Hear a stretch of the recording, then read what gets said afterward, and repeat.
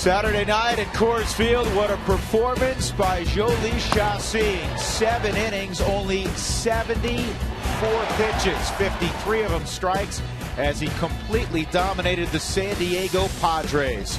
And today the Rockies will look to build on that and take 2 of 3 from the San Diego Padres. It is the rubber game, a Sunday afternoon getaway day for the Rockies as they will head to Atlanta, Georgia right after the ball game. And good afternoon, a pleasant Sunday afternoon to one and all with George Frazier. I'm Drew Goodman. That Chassin was pretty darn good last night. Well, what did he do? He pounded strikes. He stayed in the lower half of the zone, and when he got ahead in counts, he chased his slider off. I mean, that's pitching. And I think once you look back at guys that have had success, you look at strike percentages over guys that have won, like Gio Gonzalez, guys this year that have won high numbers of game, even Knuckleball or Dickey, they throw strikes. Absolutely. Well, the Rockies have been playing very good baseball for a little more than a month now. They're winning series. They have another opportunity today. Well, they do, and I think that's the key to it. They've pitched a whole lot better. Starters ERA 3.02. Haven't seen that in quite a while. They got, as you mentioned, a chance to win this series here with this ball club. Now, you look at the 8-4 record. They've outscored the opponents, so 61-38. Before, you'd look up and say 8-4, maybe they outscored them 84-61. Well, it's because the pitching has gotten a lot better. The hybrid guys have carried it on into the backside of the bullpen when they've had those opportunities, and they've gotten a lot of wins. And today, Jeff Francis will take to the mound. I think it's an interesting follow-up because Jeff has adopted very well to this tandem pitching rotation, and we saw what Chassin did last night. Francis typically has worked pretty deep. You know what, I look at Jeff Francis, and I look back, even in his heyday, he was basically a 6-inning guy. I mean, he wasn't somebody that worked into the 8th inning. He wasn't somebody who worked in the 7th inning when he won 17 ball games. But he threw strikes, and he did it with 3 different pitches. Not a the curveball behind and counts. Not afraid to throw a changeup when it's a 3-0 count and get a ground ball out. That's called pitching, and that's what Jeff Francis is an art of doing. And the other side of it is this ballpark doesn't scare him a bit. He loves pitching in here where he's won 36 ball games, over half of his ball games in his career in this ballpark. The interesting thing is, for whatever reason, he has struggled with the Padres in his career. He'll try to turn that around this afternoon. When we return, we'll talk about Jordan Pacheco. He just keeps on hitting.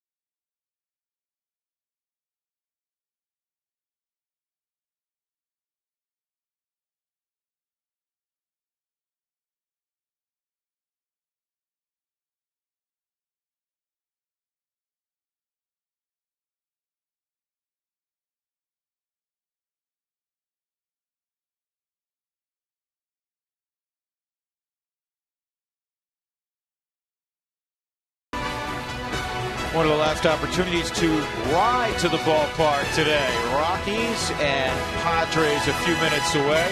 It is a beautiful Sunday afternoon.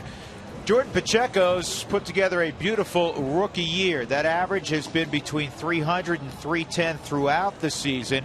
And during this 10-game hitting streak, he's hitting 342. That will work. That will work, and that's something that he's been able to do very efficiently to all parts of the field and all parts of the lineup.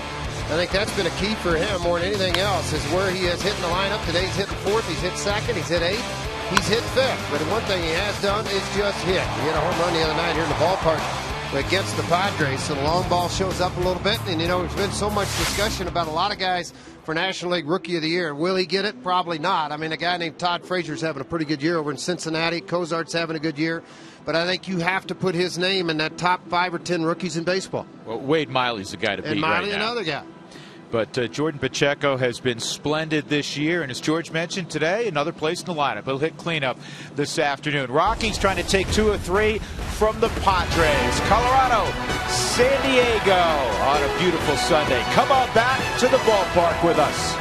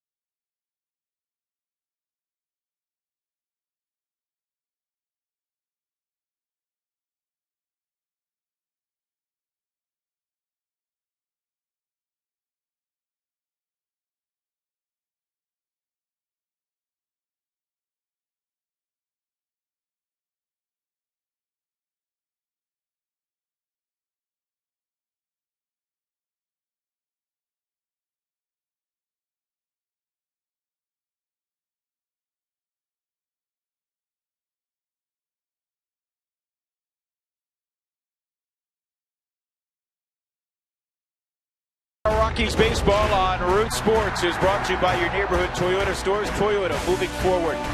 By CenturyLink, fast speed and a low monthly price. Visit CenturyLink.com. By Frost Brewed Coors Light, the world's most refreshing beer. By Wells Fargo. Wells Fargo customers get your 2-for-1 Rockies tickets by going to wellsfargo.com/Rockies. Wells Fargo Bank, member FDIC. And by Southwest Airlines, find our fares online only at southwest.com.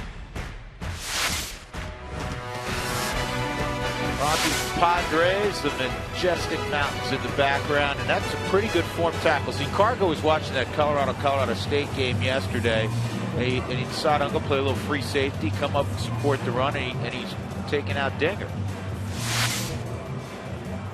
Chris Denorfia will lead things off for the Padres. First start in the series for Bud Black. He has hit lefties exceptionally well. He'll be followed in the Southwest lineup by Logan Forsythe, making just his second career start at shortstop. Then it'll be Chase Headley having a terrific season. Carlos Quentin has a home run in the series. Yasmani Grandal has caught all 3 games. Jesus Guzman will start at first base. Cameron Maven in center. Alexi Amarista is at second base. And, of course, Casey Kelly is pitching. Jeff Francis has completed his warm-ups. George, ready to go? Yes, he is. Has thrown at least 5 innings in 4 straight starts. 24th career start versus San Diego. Sure would like to see that get a little bit better. 6-13 overall. But one impressive thing for me about Francis, since coming over in 17 starts, when he's on the hill, the Rockies are 11-6. So Jeff Francis to Chris Denorfia, and that pitch right at the knees for a strike. Doug Eddings is behind home plate.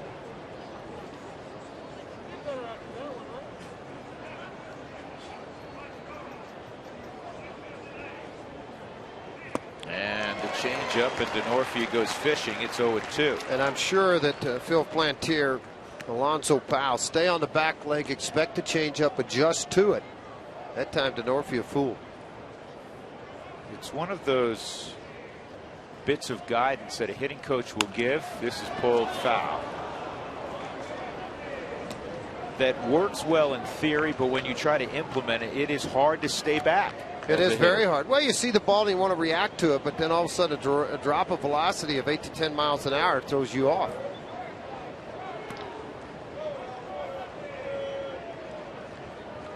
Another 0-2 to Denorfia, and he hits a high fly ball to right. Camped underneath is Tyler Colvin. With the gloves this afternoon, the Rockies will have the same outfield as last night. Cargo is in left, Dexter's in center, and Colvin is in right. Chris Nelson and Josh Rutledge on the left side. Johnny Herrera is getting a start at second base. Pacheco's at first, and Ramon Hernandez has the gear on this afternoon. So here's Logan Forsythe. 270 average for Forsythe. That pitch misses away.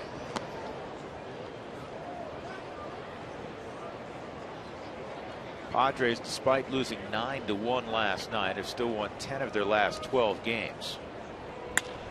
Pulled toward the hole and on through a.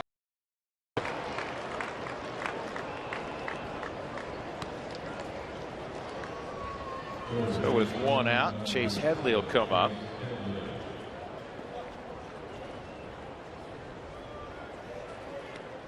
Tell you what, for Chase, this has been a breakout year. He's always been a steady performer. Last year, beat up a little bit, had less than 400 at bats, but he had only 4 home runs last year. His career high in home runs, 12 coming into the year. He almost eclipsed that in the month of August alone. He hit 10 home runs in August. He has 22 for the season.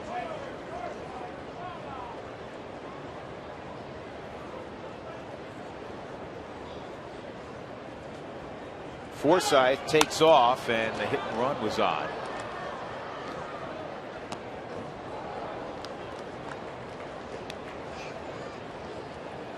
That's what Drew's talking about, the 10 home runs here in August. April, May, June, and July. Obviously not the same as what had happened in the past, but big numbers for the year. But even the 4s, George, in April and July, they would portend to a 20 to 25 home run type season. So all the hard work, and he was explaining it to me the other day that he's going to just change his swing path a little bit, and it has paid off. Not a guy who's a solid major leaguer content to just be, I'm going to hit 275, 280 with 10 home runs. That's who I am. And use the ballpark for an excuse. Right. You know, Petco playing there, a lot of guys could say, well, put me in another park and see what I do. Obviously, he's mastered it.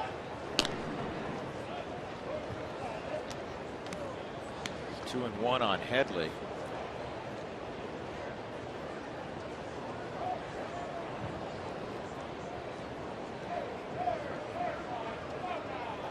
And Chase has hit 7 of his home runs at Petco, 15 out on the road. Again, it's not a surprise, but the 7 home runs, if he hits another 1 or 2 before the end of the season, 8, 9 home runs at Petco, that's not bad. Pretty good year. Another player like Carlos Quentin to build your ball club around. And this ball is lined to deep left field. It is going to get out of the ballpark. Speaking of home runs, that is number 23 for Headley, and the Padres jump out in front 2-0.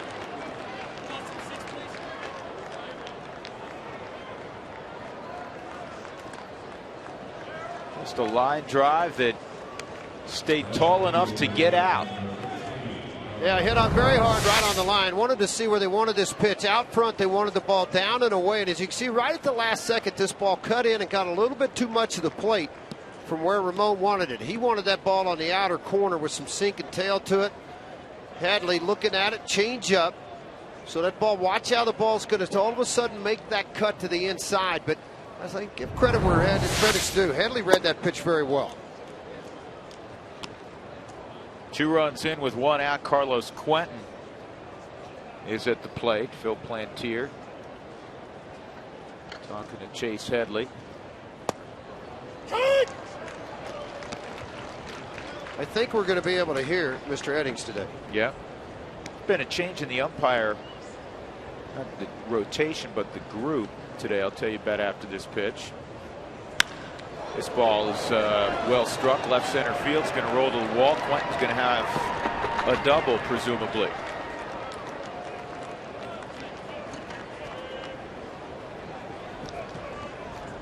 Doug Eddings is behind home plate. Kerwin Danley's working first. Paul Nauert at second. Dana DeMuth gets the day off, so Angel Campos takes his spot at third base.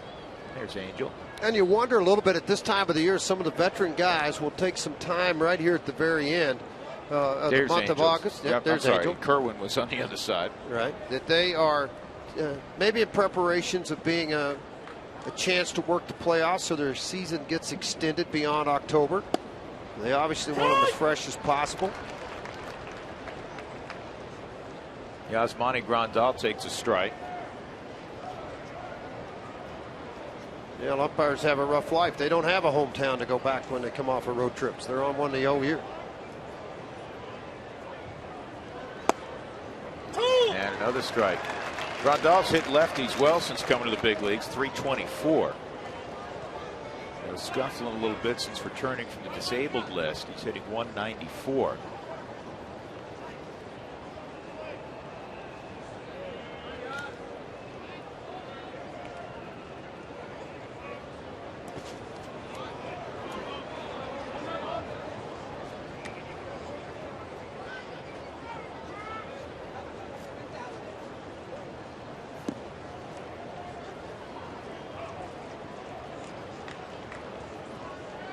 Grandal has injected energy in the Padres. They're 19-12 in his 31 starts behind home plate, but he's got to go back to the dugout now. Changeup got him. Maybe it's a big curveball, actually. First strikeout, second out of the inning. First indication September's around. Well, here you go. The whole inside part's completely full. Guys trying to find some shade. See, oh, that looks kind of like a normal big league bullpen. And then you go, oh, wait a minute. We're going to pan up and go to this back wall. And you look out there behind, and all of a sudden the rest of the guys are all hunting shade too. All those guys, wait a minute. You haven't been here very long. Go to the back wall. You haven't been here. Go to the back wall. That pitch misses to Jesus Guzman. You probably saw on the left of that camera shot the jersey of Darrell Ackerfeld, who's a Denver native. Darrell passed. Battling pancreatic cancer, longtime bullpen coach for the Padres. I've lost Darrell very recently. And as Bud Black says, a day doesn't pass that somebody here mentions his name and effects that he's had on this team throughout his long tenure with the San Diego Padres. Yeah, he's a great football, baseball player. Went to Arkansas initially, playing football there, and said, you know what, I want to play baseball. And he transferred back to Mesa and Grand Junction. Look out.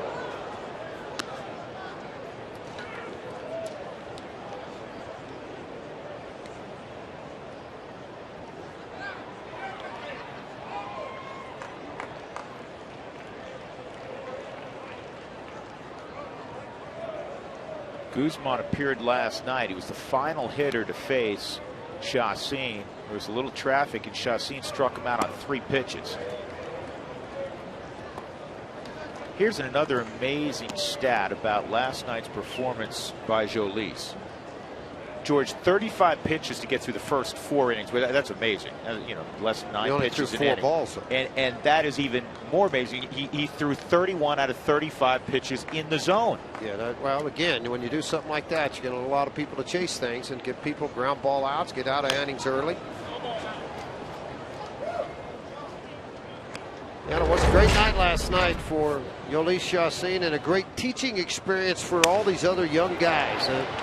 Play made in right field by Tyler Colvin. Ball's on the ground, right back to Chassin, able to make the play there. He would get swing and miss on some hard sliders when he needed to get out of innings. And quite honestly, didn't make really any mistakes in the ball game. It's evident of the score and evident of the results.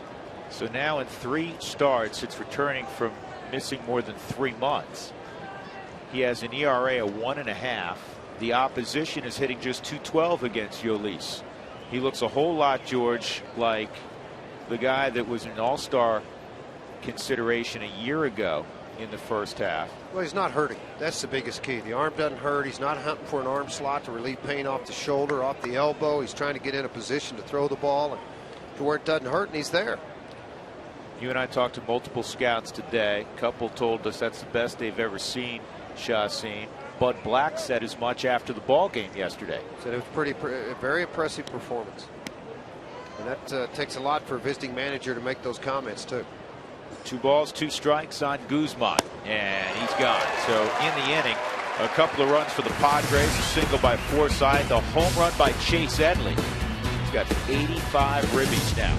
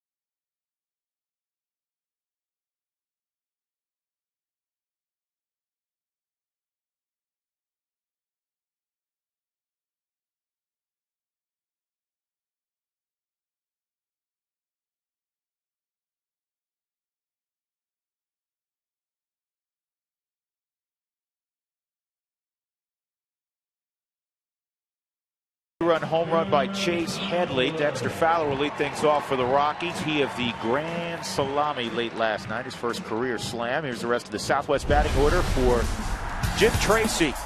Took over as manager early in 2009 for the Rockies. He'll have Josh Rutledge at a cool 353, batting second. Carr goes at 310. Pacheco 309. Colvin just under 300. Chris Nelson, Ramon Hernandez, Johnny Herrera, and Jeff Francis.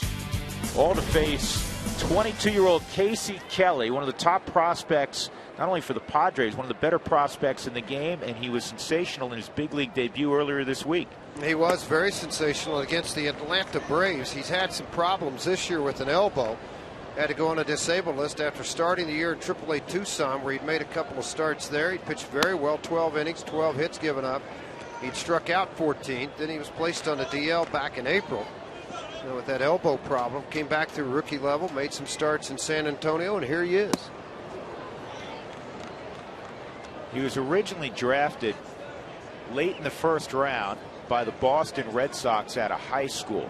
And the only reason he went late first round as opposed to near the top of the draft is that he had told everybody he's going to go to Knoxville and play quarterback for the Volunteers. We've heard that story before. Well, he used that as a smart negotiating ploy. I mean, his dad played in the big leagues, and it's one of those deals where he just felt like, you know what, I'm going to use every advantage I can, much like Archie Bradley did a year ago with the Arizona Diamondbacks when he was drafted and utilized his scholarship to the University of Oklahoma. Impeccable control is what Kelly has with his fastball. It'll range 88-91, the last 91 in her hand. But going against the Atlanta Braves at Petco, great big ball yard. And he threw that slider for strikes. He got him to chase out of the zone. And again, a very nice outing for him. A couple of walks, 4 strikeouts. Only 4 active pitchers in Major League debut. Started, got a win, and didn't allow a run. Beckett, Mahone, Matt Harvey, and Kelly this year. 0-1 on Josh Rutledge. Kelly's out of Sarasota, Florida.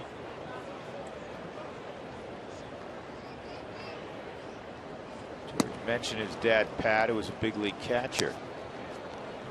Well, Kelly also a very good shortstop in high school. Swung a bat well. There were some discussions of letting him play the first couple of years to figure out exactly which way to go, and then he made that decision. Well, he did. He played both, which is almost unheard of in pro ball. Yep, trying to see which way to go with it. In rookie ball, you're allowed to do a lot of that pitching and play a little bit like playing high school baseball. Well, he's not afraid to pitch in. A lot of that's probably dad, a little old school philosophy on how to get the job done. Pitched Dexter in and got a strikeout. Rutledge fouls it off. 2-2 count, it remains. In his minor league career, the first couple of years, he ended up getting 319 at bats. He hit just 226, hit 5 home runs, drove in 32. Like a lot of guys, he figured out that slider's easier to throw than it is to hit. Played 55 ball games at shortstop in the minor leagues. Who wants tacos? Remember, when the Rockies score 7 or more, as they did last night, go to participating Colorado Taco Bell locations the next day between 4 and 6 to get your Rockies taco special. Outside, 3 and 2.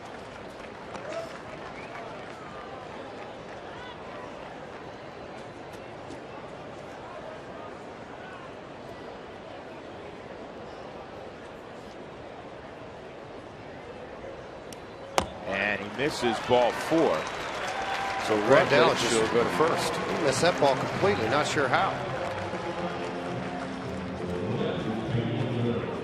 Let's take a look at today's fun fact, brought to you by All Copy Products. The Padres, which is Spanish for priest, were named for the Padres of the Roman Catholic mission San Diego de Alcala. The San Diego entry in the Pacific Coast League was named Padres way back in 1936, and the team retained the name when expansion occurred, and they joined the National League in 1969. So Rutledge with the good wheels at first, and here's Cargo, 2 for 5 yesterday. And they've abandoned the shift after utilizing it the first 3 or 4 times he came up yesterday, and Cargo blowing up the shift by going to left field. They're more conventional in the infield right now.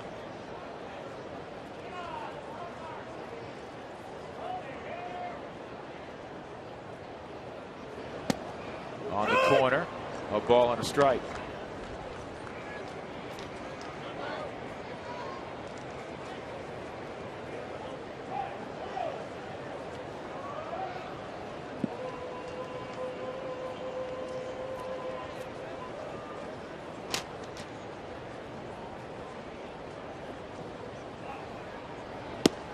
And off speed for a strike. It's 1 and 2. First one he's thrown in the game so far. And a very hard curveball, too. On top of that, you see him right on the big seam of the 4-seam, trying to get that good grip, stay on top of it, tight rotation, and he got it. Boy, what a great shot. Mike Shaw Subaru Supermo gives you the location.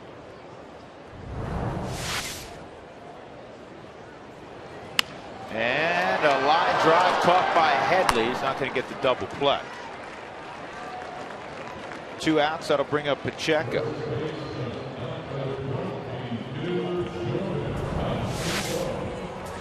Sliced it. Ball on the inner half. Kind of nice inside out swing. Trying to take advantage a little bit of maybe going down that left field line again.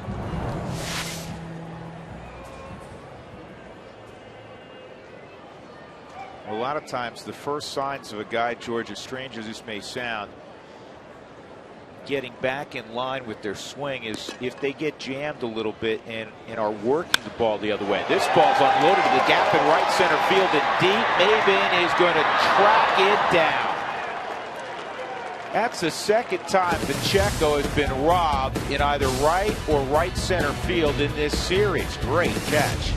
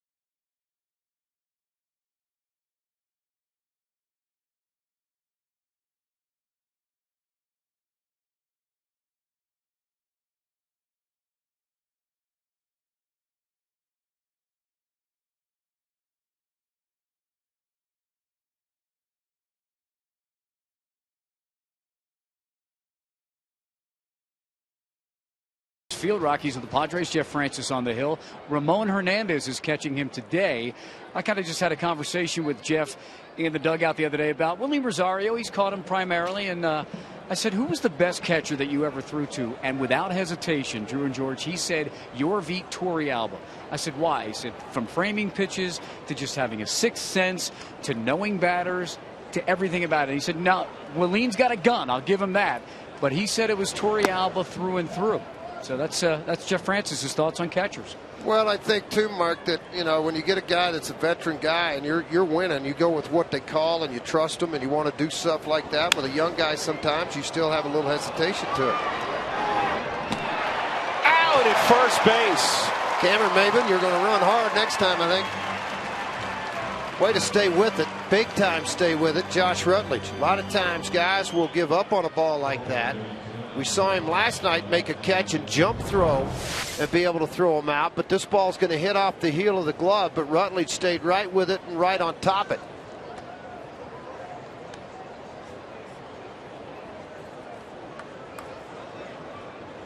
I want to see this. Maybe he didn't get him. No, he was safe. Yeah, maybe he didn't. But it looked good, and it made for a good call for my partner, Drew Goodman. Ground ball toward the middle of the diamond. Herrera is going to throw to first, and he's not going to get Amarista. This one will be an infield hit.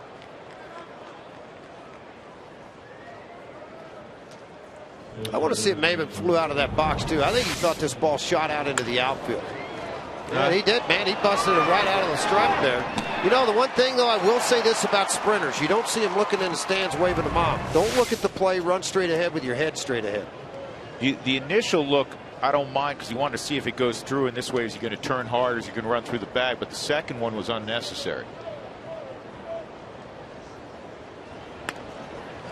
And Kelly gets the bunt down.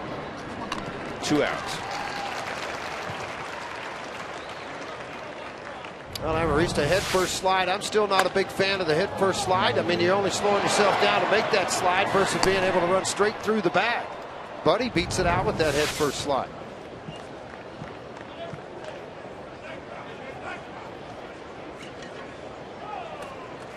Amarista at second, 2 gone. Chris Denorfi at the plate.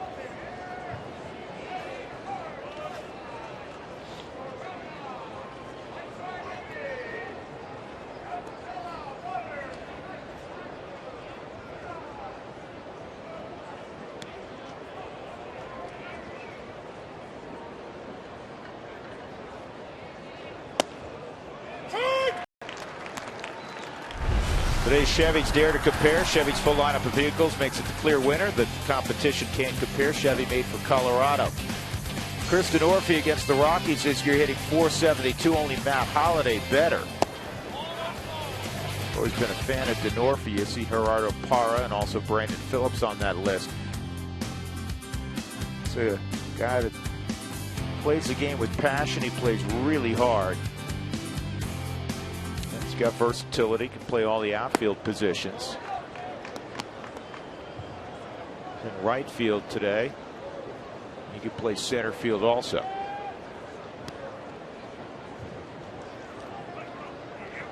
Look at where Rutledge is playing. This is because Jeff Francis would utilize the changeup and slow curveball to right-handed hitters, and they're all breaking in, so that allows the ball to get pulled more often than not.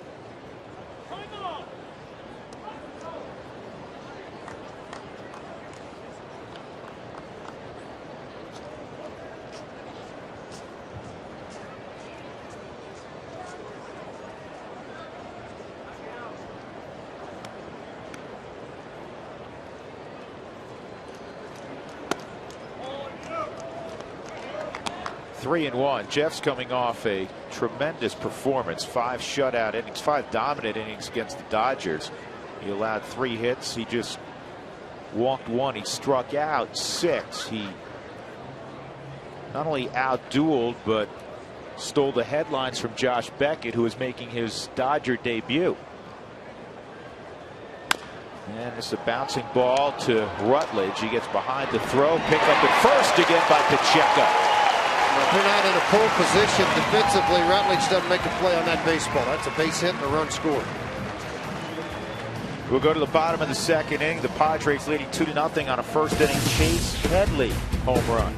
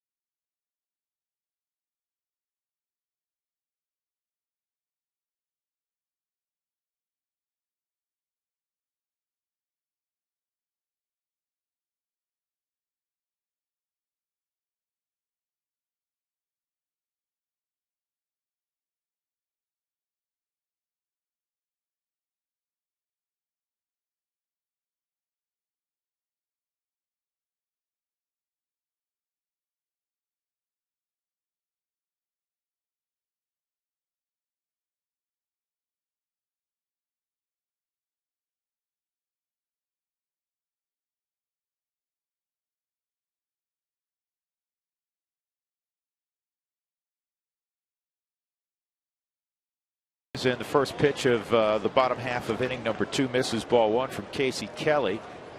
Tyler Colvin drove in 3 yesterday. Hit a home run, also a 2-run double. Well, the month left in the season. Season will finish 3 days into the month of October. Start looking at projection on numbers.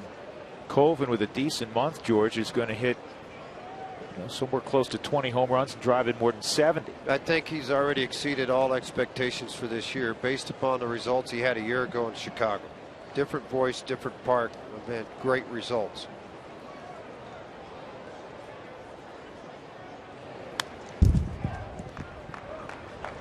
Carney Lansford has a lot of students that have done well this year. Dexter Fowler's put a complete season together. Tyler Colvin starting to realize his vast potential. And all the rookies with Pacheco and Rutledge and Rosario, DJ LeMahieu.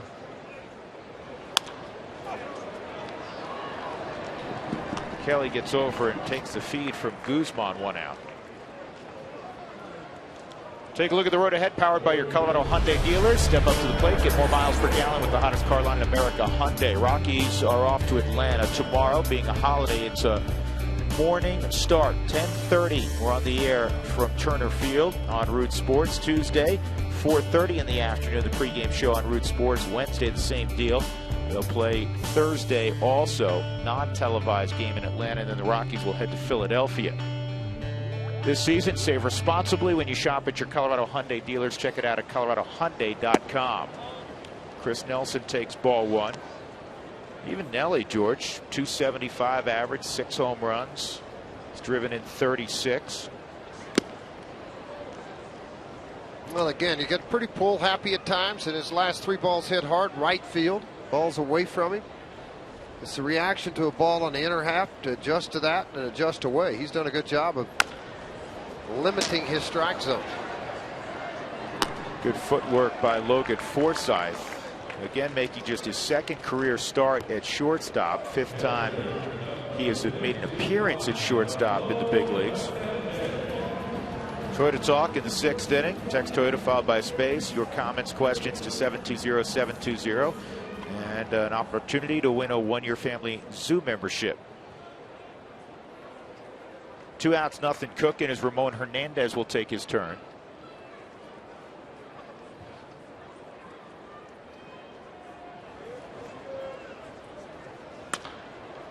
And it's going to be 3 ground balls on out of there for Casey Kelly. Strong second inning for the 22-year-old from Sarasota, making his second big league start.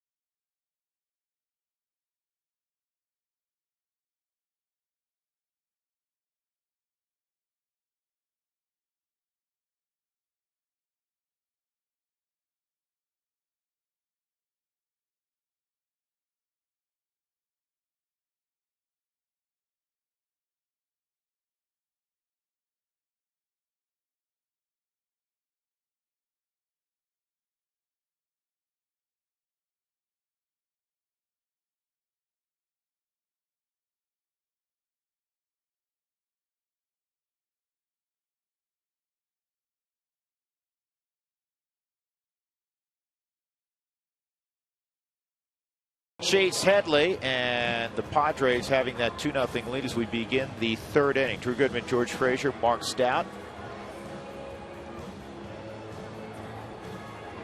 2, 3, and 4 in the lineup. Forsythe, Headley, and Quentin. Forsythe singled in a home run by Chase Headley in the first.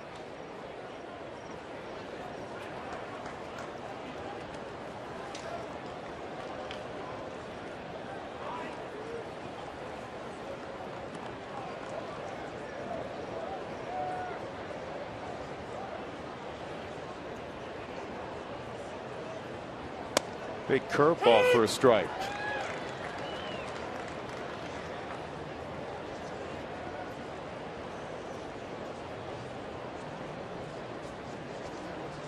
Forsythe out of the University of Arkansas. And a tentative swing. Trying to hold up. Could not. 0-2.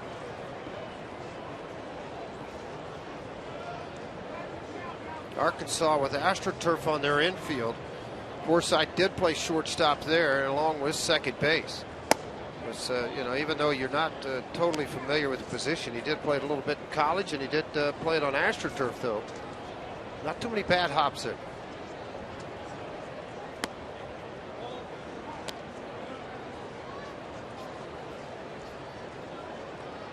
Forsythe's from Memphis. Here's the 2-2, and just got a piece of that. If you're looking to save energy and money, find out how the little changes add up at TogetherWeSave.com, your local Touchstone Energy Cooperative, delivering reliable power, energy-saving tools, and more. That hit him. Tried to pull the hands back on a cut fastball. Didn't happen. Jeff disappointed because he had him right where he wanted him to go ahead and try to get that swing or complete the next one. Not by much. It's just going to catch just almost like it got the armband, enough to deflect right into the glove.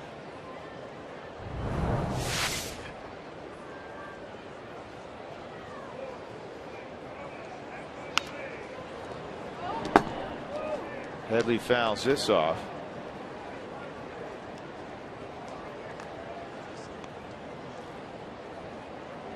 CenturyLink high-speed pitch. Kelly at 93. Jeff Francis 87. Fast speed. Low monthly price. Visit CenturyLink.com. See if Jeff can get a ground ball here. Decent speed at first, and Forsythe. And that is a foul ball.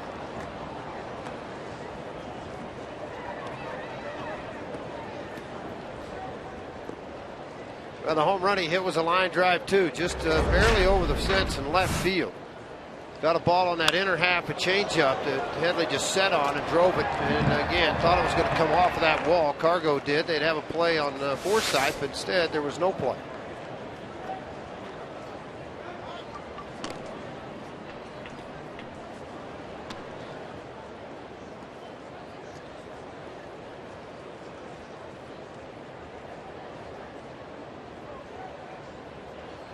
Chase Headley, as you know, from Fountain Fort Carson High School, class valedictorian coming out of high school. He was an academic high school All-American. Forsythe takes off, throw by Hernandez, not going to get him. And Forsythe has swiped his 6th bag of the year. All about reads and jumps when you got a left-hander on the mound. As soon as Francis's leg went up, that's when he made the move and was able to get to second base and do it safely. You want to look back again on straight steals. Normally you don't see guys look back. Probably see contact with the baseball. Nobody out. You got one of their hottest, most powerful hitters in the swing of the bat on a 1-2 count, and Quentin on deck. And he's going to throw a single out there that's going to score the 3rd run. Headley has driven in all 3 this afternoon. He's got 86 RBIs. Yeah, and the hard part about that, Jeff Francis made the pitch that he wanted to, and that's an indication of how softly the ball was hit. He got it well below the label. That's just the strength of Headley that got this ball into the outfield. He really pulled his hands inside. Watch his hands get really close to the body, trying to get the sweet part of that bat on it, but he didn't do that. But he did get enough of it to get it into the outfield. And Forsythe, who just stole a base, his 6th of the season, comes around to score the 3rd run of the game. You know, George, playing half your games at Petco, and we discussed so much how difficult it is to put up big offensive numbers there. You see what he's done against lefties. That's a swinging strike by Quentin. He's got 86 ribbies now. It's tied for 3rd most guys in the National League. He's behind Ryan Braun and Matt Holliday, who both have 92. This is a guy who's playing half his games in the toughest place to hit in baseball, maybe. Well, the one thing that probably plays into his hands in a good way is that at Petco you've got big gaps. So if he's able to hit the ball into the gap there, it gives you an opportunity to be able to capitalize with an awful lot of the extra base hit. 24 doubles, 1 triple on the season now to go along with 23 home runs.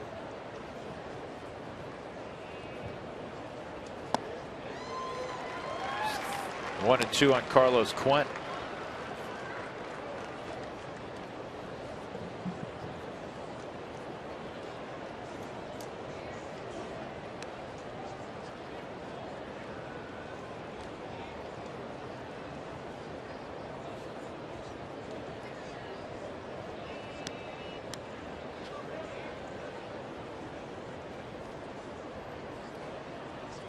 And Quentin lines it to center field, and Dexter's going to have to field it on a hop. Nobody out in the 3rd inning. 3 runs in for the Padres with Yasmani Grandal coming up. He struck out his 1st time. 6 hits already for San Diego against Jeff.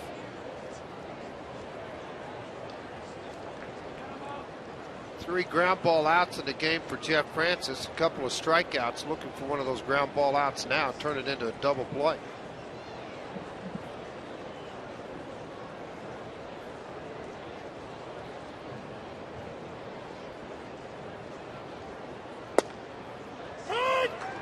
Strike 1 on Grandal.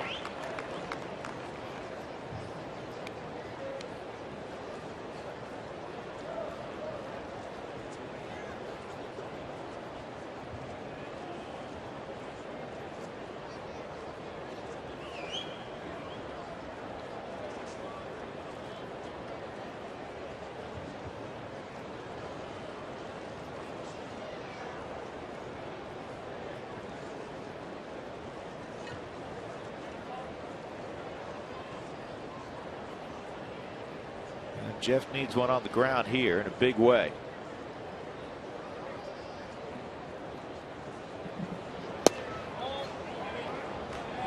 Headley at second, Quentin at first. And a 1-1 count on Grandal.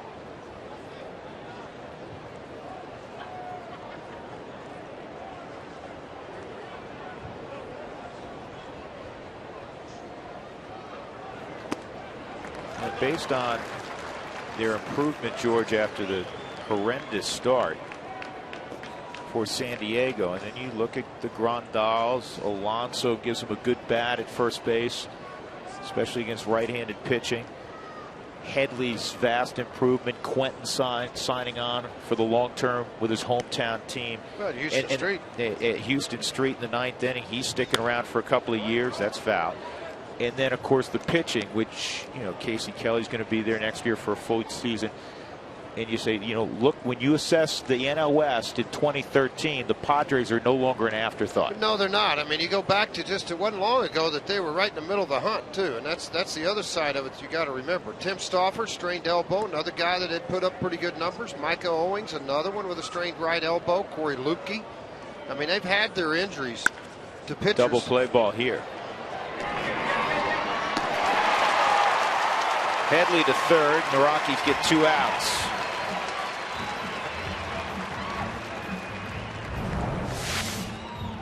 Yeah, nice exchange here. Rutledge's been involved in this game an awful lot. Made some nice plays. Good strong throw to Johnny Herrera, and then a strong throw on over to Pacheco.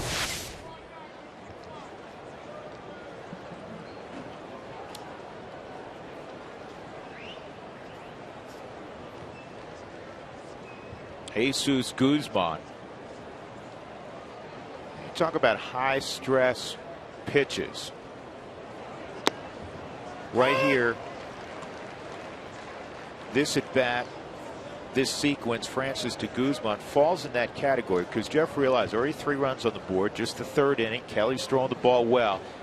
He's got to prevent that runner from third scoring right now. Yeah, no question. I mean, you got to be able to make a pitch to get through this half inning and be able to get out of here with just the damage that's been done. All started with a hit batsman and then advanced with a stolen base, a bloop into center field. Either way you want to cut it up, it's still a run.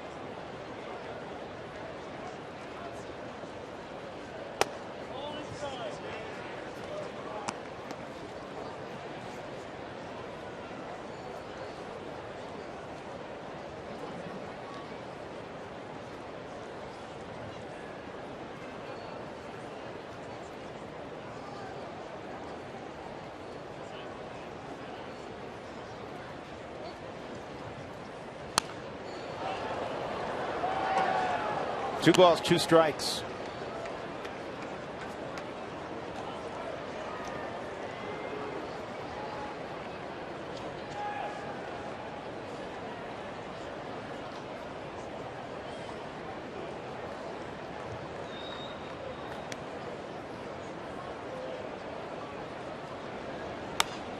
Got him out on the front foot, pop up. Josh Rutledge backpedaling, and Rutledge will make the play. In the inning, Logan Forsythe, who was hit by a pitch, stole a base, came in on Headley's single, 3-0 San Diego.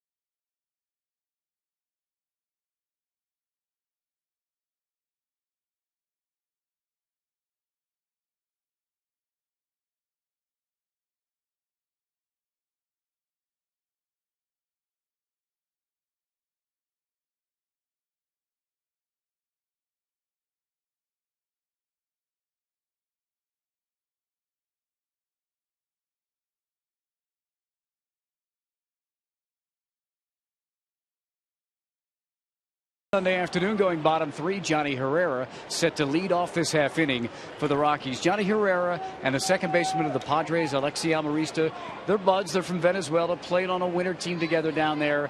Johnny uses an Alexi Amarista bat when he says he needs to be loud. So if he comes up with the bases loaded today, he said he'll switch to the Amarista bat because it's got more pop in it. Now, Amarista's a little guy, but he has 5 homers. But you guys know Johnny. He kind of plays around with that a little bit. But, you know, he said to me, believe it, if I'm up with the bases loaded, you'll hear the loud Amarista bat come out, guys. Well, there's Amarista and there's Johnny Herrera at the plate. Amarista and Jose Altuve. 2 guys who are little men carrying a big stick.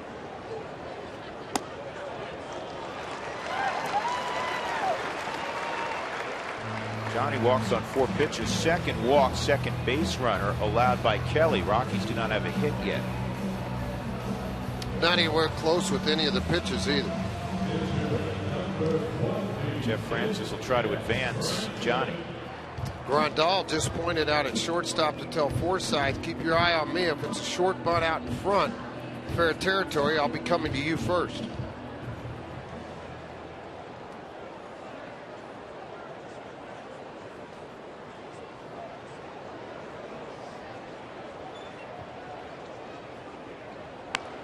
And Jeff does a great job getting that down. That's a long underhand toss by Guzman, but he gets it to Amarista. 3-4 on the sac bunt. And Dexter Fowler will come up. Let's take a look at our Coors Light Cold Hard Blast last night in the 8th inning. Dexter Fowler came up and he found the bases crowded and he didn't wait long. The first pitch he saw.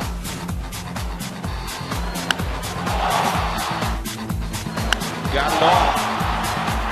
He had not hit a home run in 113 at bats. That's a good way to break out of the home run slump. His first career slam, our Coors Light Cold Hard Blast.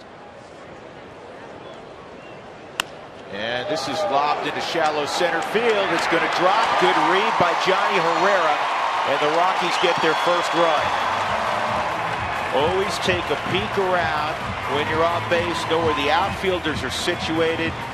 And a great read by Johnny Herrera. If you hesitate and say, well, will that be caught? He's at third base and it's first and third. Well, in this ballpark, you check where the outfielders are. You don't worry about their depth. You worry about depth with them. If they're playing halfway deep on a softly hit ball, you got a pretty good chance of scoring. First earned run that Kelly has given up in his big league career. Dexter with his 50th RBI. Josh Rutledge gets his second look at Kelly. He walked his first time.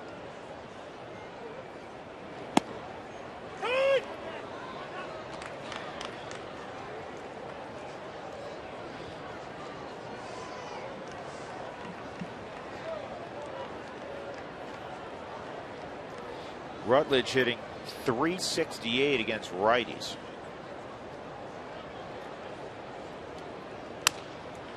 And slowly hit to second.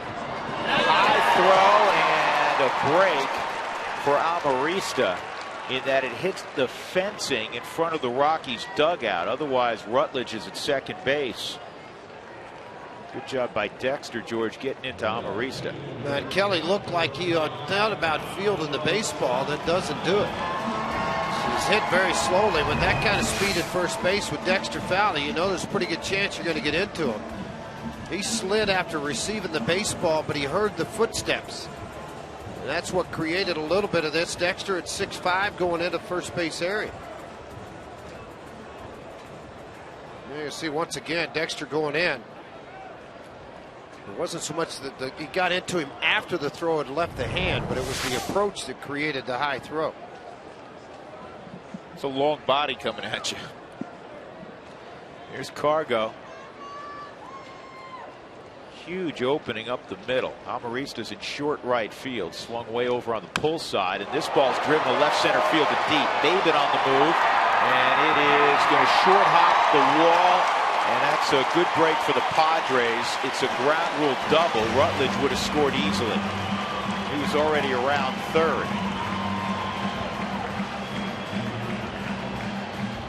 So Cargo with a ground rule double. Second and third for Pacheco. Just about left the yard, about 10 feet shy of getting out of here and tying this ball game up. Gonzalez, concerted effort of going to the opposite field on balls that have been elevated and on the middle half end. That ball caught that, bounced right up into the seats. So now it's going to be up to Jordan Pacheco with 2 outs and the guys at second and third. For Pacheco to try to capitalize and add to his RBI total. It sets at 37. And Jordan pulls it down the line. Extra bases. Cargo will come home following Rutledge. We've got a tie game. Jordan Pacheco doing it again.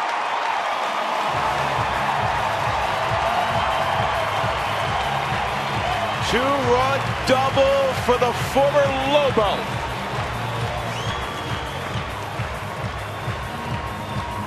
Not as much time now allowing hitters to settle in. They're jumping early. This was a breaking ball at 81 miles an hour, slider that stayed to the middle half of the plate. Pacheco just squares it up, shoots it by Headley down the left field line, and scores Rutledge and Gonzalez to give him 39 RBIs on the season.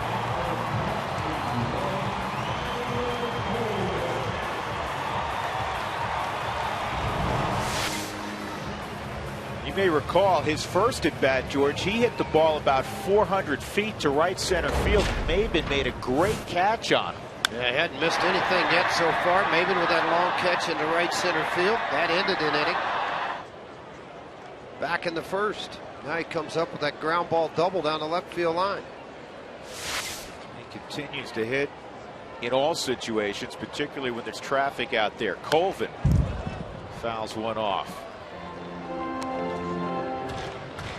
So the Rockies have scored 3 here in the third against Casey Kelly, who, as George mentioned, had not given up a run in his brief big league career until Dexter knocked in Herrera. And now it's a 3-3 ball game.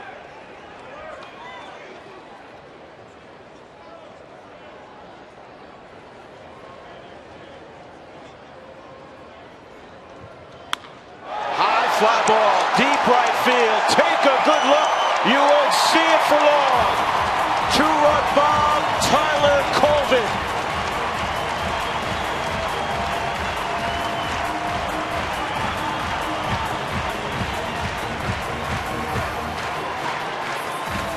Make it 5-3 Rockies. Well, that's why you start to see this offense as a starting pitcher. If you keep them around the game, you're going to have an opportunity to see a lot of wins pop up. I'll let you make this catch at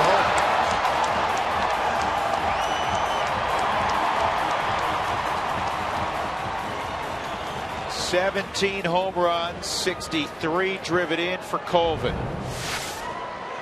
He's found a new home here in Denver, and he likes it a lot.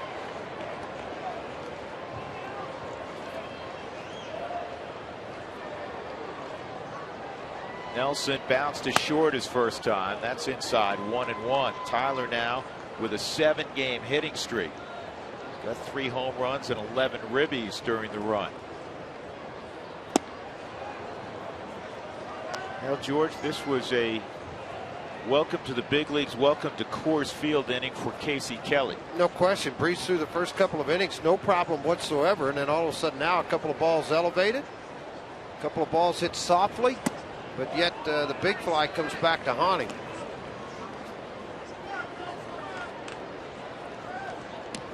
First inning for the Rockies, or the first time through for the Rockies hitters, a feeling out process. They had a pretty good game plan the second time through. Up toward the middle of the diamond, Amarista bobbles, and he won't get Nelson. And Alexi Amarista commits just his 3rd error since he came to the Padres.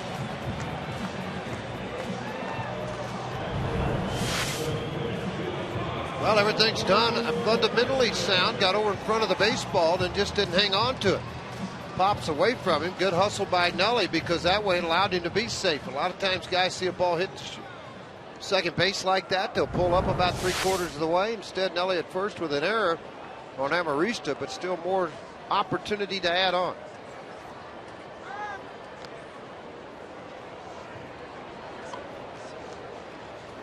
give Kelly some credit there, George. Sometimes, you know, you've been rattled around a little bit. You thought you're getting to the dugout in error. You're still out there. It's a great situation to run. But he was cognizant of that fact, and he checked on Nelson. Well, that's part of the maturity process of getting to the big leagues. The double play ball probably should have ended the inning, too. Amarista threw up into the seats over there beforehand. The ball was hit softly. He throws it up against the screen. Safe, continued. Then you get the home run. There's some things in this inning that's happened that he hasn't been able to handle quite well as far as defensive. But what Kelly has shown me on the mound is a lot of maturity. He just continues to throw the ball over the plate and hopes at getting some outs and getting back in the dugout. Been a long inning pitch-wise up.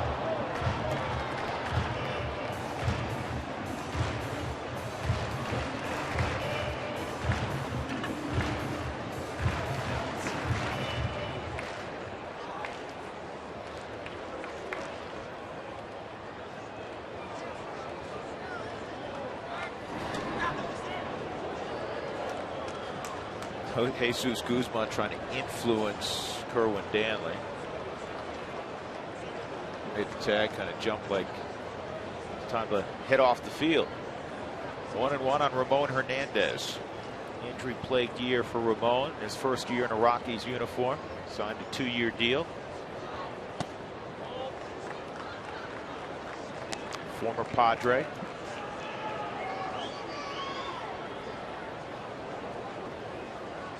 There's certain positions, George, that guys tend to move around a lot when they've established themselves as good big league players, but a lot of times they don't stay put. Catchers, relief pitchers.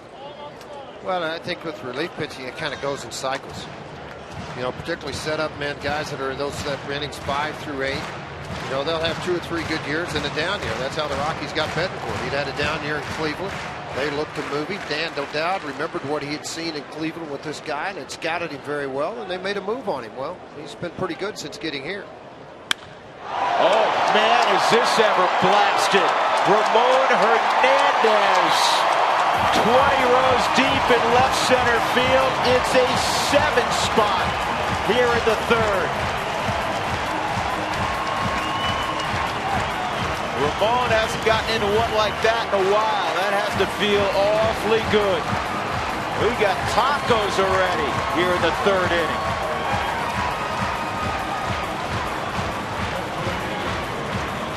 You forget how strong he is. Well, and this is an inning that Kelly would like to forget about. You talk about just squared up. Somebody must have told him it was coming, because the way he hit it was a country mile. Johnny Herrera says, didn't I just do this earlier on a walk that wasn't even close to start, Danny?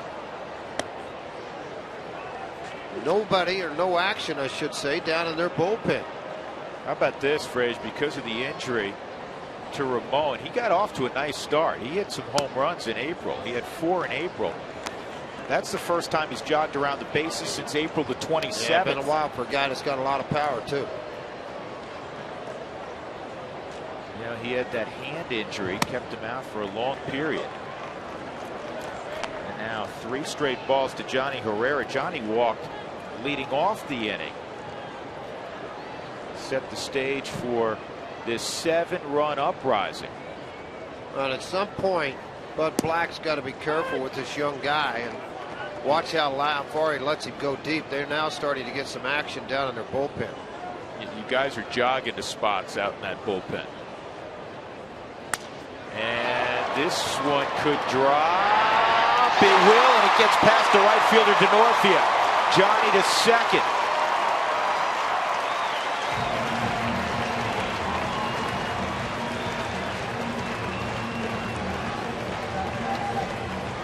The 11th hitter to come up here in the inning will be Jeff Francis. And that'll be scored a double. Right out in front of DeNorfia, it looked like it might have tipped the glove on the bounce, not on the fly, and then it didn't either. Missed the glove completely. Good effort for him to try to end the inning for the youngster on the mound. Just did not get it done. Now Francis coming up for his 2nd time. He sacrificed after Johnny's walk. Jeff's 1 for 23 at the plate. I mean, it's about time he gets that second hit, don't you think? And an RBI to go with it. Not going to happen here. Amarista gets the Padres off the field finally. And the Rockies crowd will stand and applaud. A 7 spot put up by Colorado in the third inning. 11 came to the plate. Dexter knocked in a run. Pacheco knocked in 2. Colvin knocked in 2 by hitting it out of the ballpark. Same deal for Ramon Hernandez.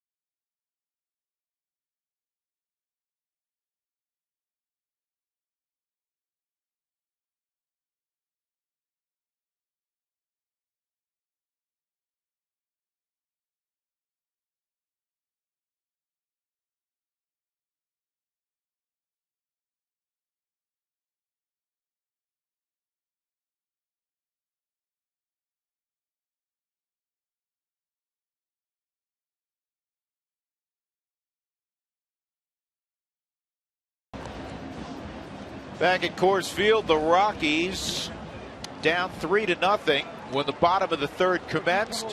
When it concluded, they found themselves up by 4 runs. 7 runs, 6 hits. That's right, they didn't even have a hit going into the third inning. And Casey Kelly, a rude welcome to the big leagues in his second big league start. First pitch to Cameron Maben is in there for a strike. Maben's had a good series, 5 for 9. Robbed of a hit his first time up by Rutledge, and now Nelson didn't get him. Took too much time. Yeah, he took too Way long. too much time. A guy with that kind of speed, you can't do it. And credit Cameron Maben too. Credit him, because he knew he hit a ball shortly over into that little 5-hole over there, thinking maybe it's going to shoot through. Nelson gets it 1-2, a tap of the glove, a lot of time, a person just outran it. Tell you what, right out of the box, he's thinking base hit, head down and flying. And really on a ball that typically is not an infield hit. It was hit sharply, and the third baseman, Chris Nelson, got there. That extra pat, George. Patting a little extension, holding the baseball back to get in a position to throw the baseball. A little bit too much time taken. And, you know, again, after your club just scored 7, you'd like to see that play made a little quicker. And scored an infield hit. Amarista is behind 0-2. A nice play by Nelly. I mean, he got over to the baseball and then a couple of taps and a float there that got it. And you'll see his disappointment. Lesson learned.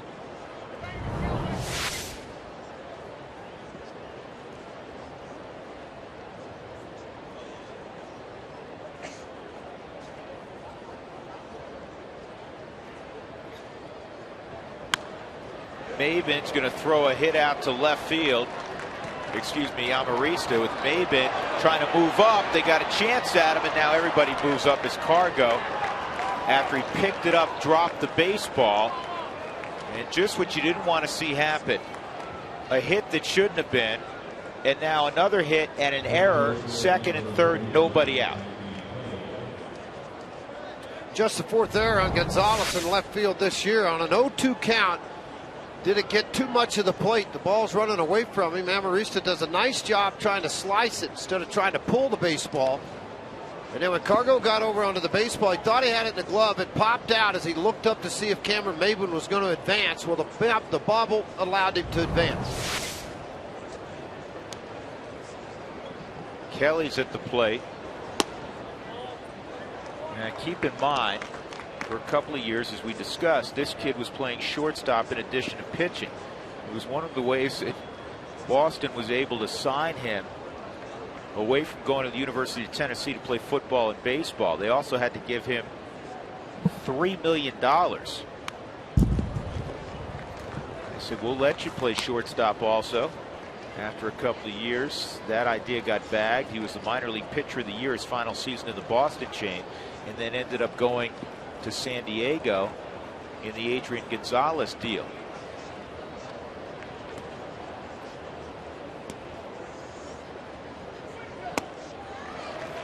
One and two.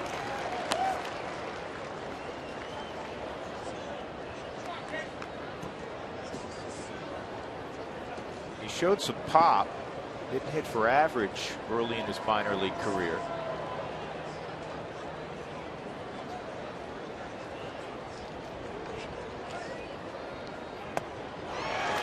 And a strikeout of Kelly.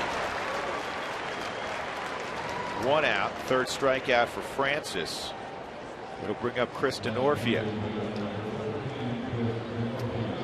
Well, we're still offering our buy one get one suite special through September, all private suites. So call for availability today and check out one of these wonderful opportunities to buy one get one free. 303 Rockies for more information about the suite deal.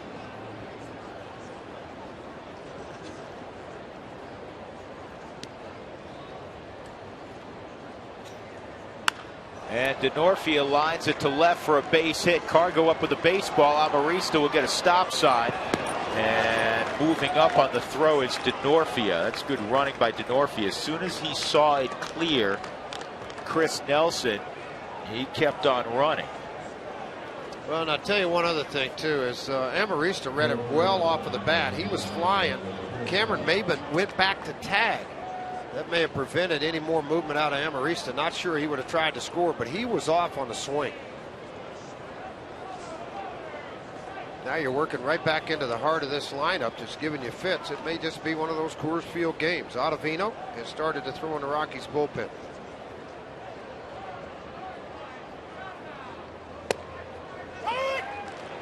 Yeah, that's an angle thing, George, because both base runners, as you described, actually did the right thing. You're going to score if it drops if you're at third base, but if a guy makes a circus catch, you want to be tagging. And Amarista, a different angle, he could read that it was going to drop. Swung on and missed by Forsythe. 0-2 count with two in scoring position in a 7-4 affair. Playing one of those games in Milwaukee that you're mentioning. Brewers in the fifth inning leading the Pirates 11-7. Don't think anybody's going to get a complete game in that one.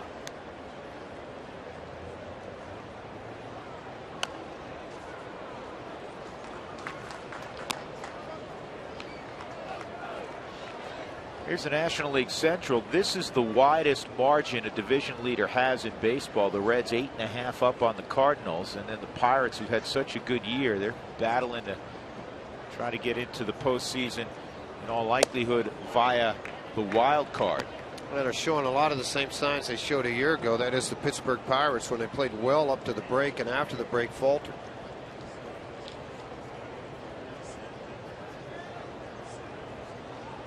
Pirates are 3.5 back in the wild card. Atlanta and St. Louis, the wild card leaders right now. So 1.5 back from the second wild card spot.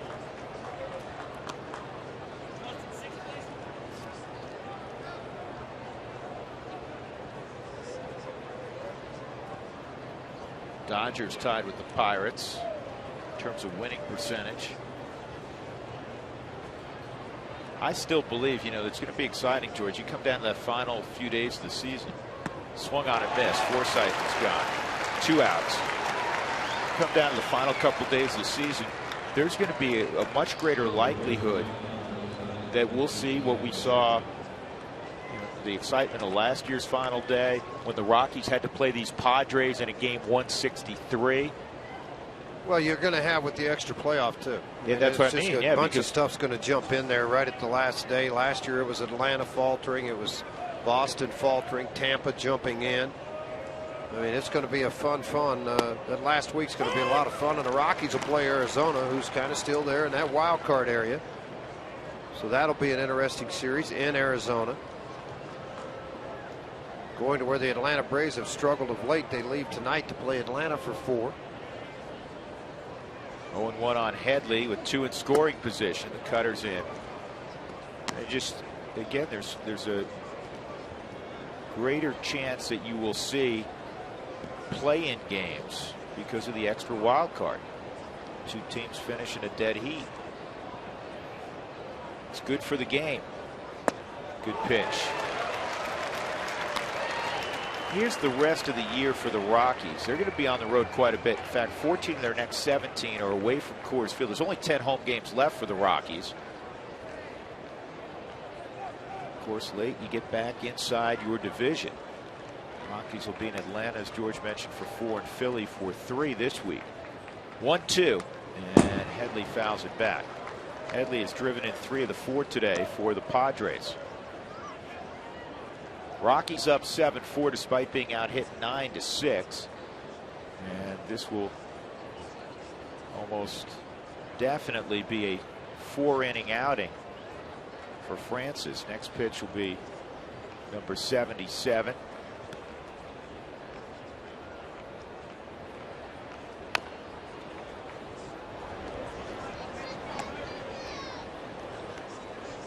Jeff has the wisdom of years in the big leagues, as you see Ottavino, and also being exceptionally bright. He does not give in, and he has a tremendous understanding of who he is on the mound. Well, particularly in this ballpark.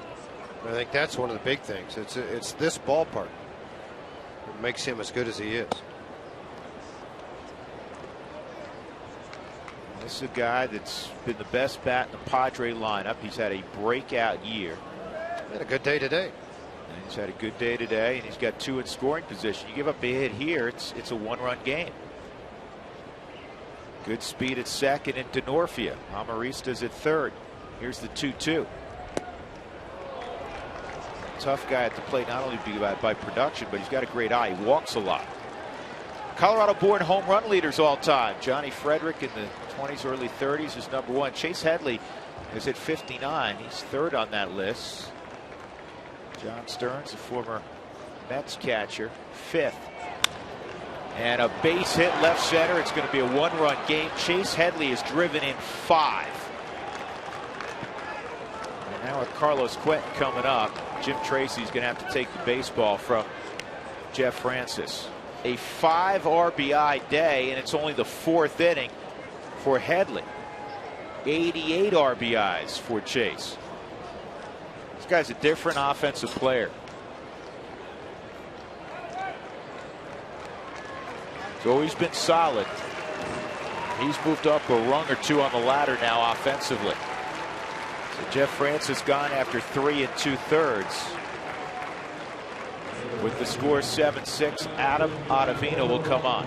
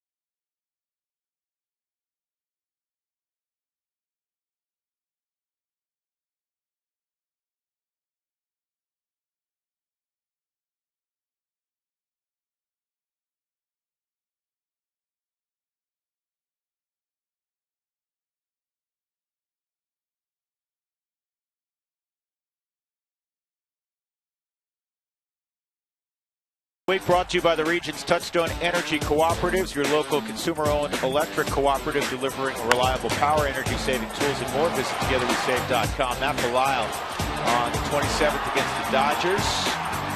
Got the save when he came on. It was a close ball game. The Rockies erupted late.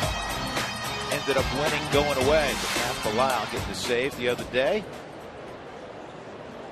It's Matt in the bullpen. Ottavino will check out Headley. Adam taking over here with 2 outs in the 4th inning. The Padres, after the Rockies scored 7 in the 3rd, have countered with 3. Quentin's got a double and a single today.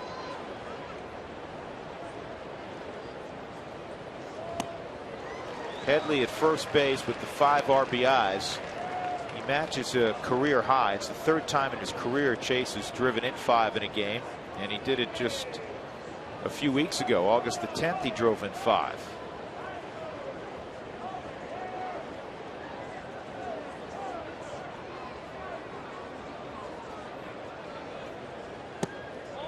Looked like he went.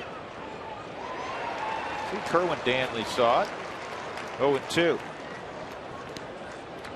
Didn't look like he's seen either one of these pitches, fastball in or slider away, with any kind of confidence. 2 bad swings, 2 strikes. Now take advantage of that.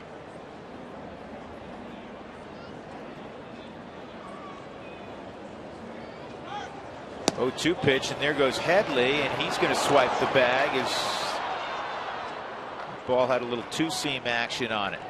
14th stolen base for Chase Headley. He's been caught 16 times, so a little bit of speed to go along with the power.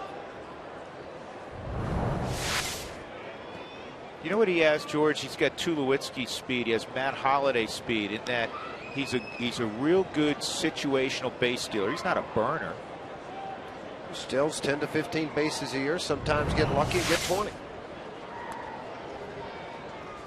Took a shot in the back with the throw. Slider in the dirt, 2-2. Ramon picked it up.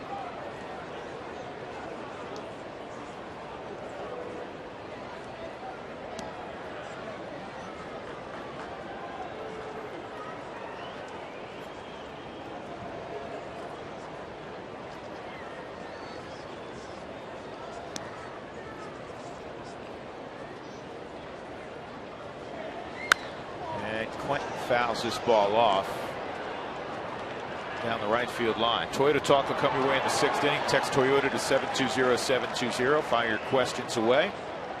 Had some good ones lately.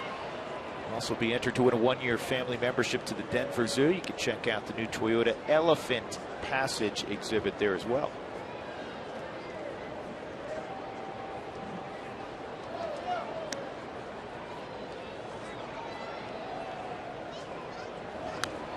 Dougie lives right by the zoo. Doug, you been to the zoo lately?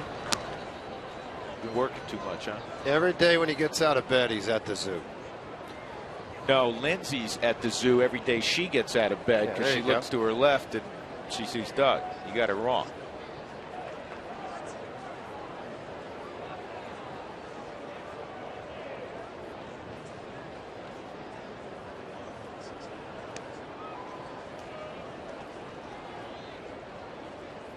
Two, swung on and missed. So Ottavino strikes out Quentin, who throws his bat in disgust.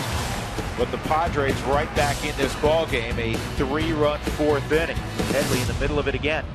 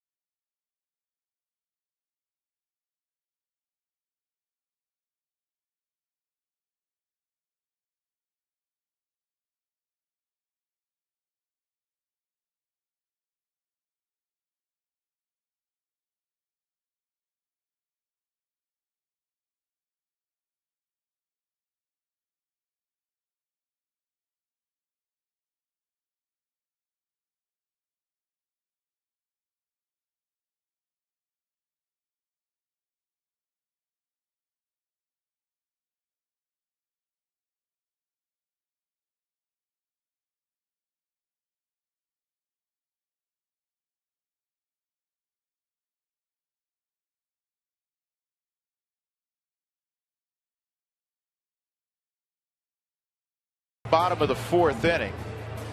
Dexter Fowler will lead things off for Colorado. Top of the order. Rockies fans, Root Sports has launched a new interactive second screen experience called Game Connect. You'll get live game stats, play-by-play, head-to-head stats. It's a great way to enhance your enjoyment of the ball game. Feel like interacting? Visit rootsports.com/Rocky Mountain. Now to connect.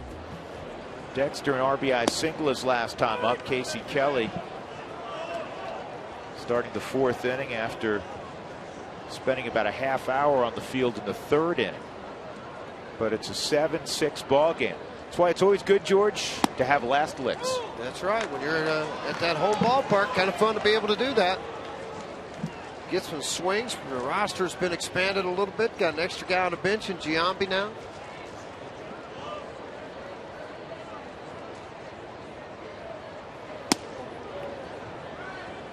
This could end up being one of those games. It's like 12-11.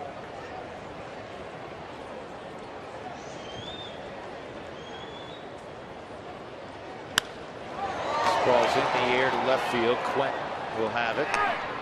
Rockies made a move today. A couple of announcements you'll be interested in. Edgemar Escalona, who's been up and down the last couple of years, activated off the disabled list. A little further depth in the bullpen. And Tulowitzki's going to play today and tomorrow. 5 innings and 7 innings at shortstop for Colorado Springs, trying to get comfortable after the surgery to remove groin or scar tissue in the groin area on a nerve. And Jorge De La Rosa, George, is going to go out and pitch a rehab start in Grand Junction. Going to try it again. Been to Tulsa, been to Modesto earlier in the year. Things didn't go so well, so you hope this time. Keep your fingers crossed.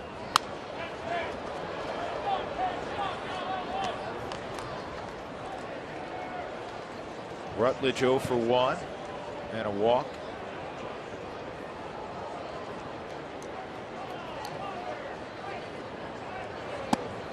That's a strike. 1-2. Mentioned earlier, Rutledge hitting .340 at Coors Field. He's hitting .377 out on the road.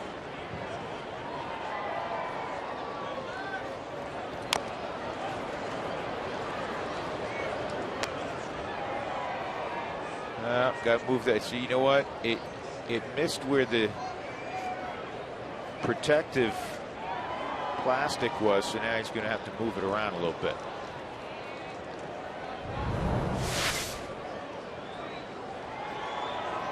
Breaking ball, got a little far out front on it. The ball going to ricochet right down and catch him right on that ankle. You see it, that hit it so hard it knocked the strap loose.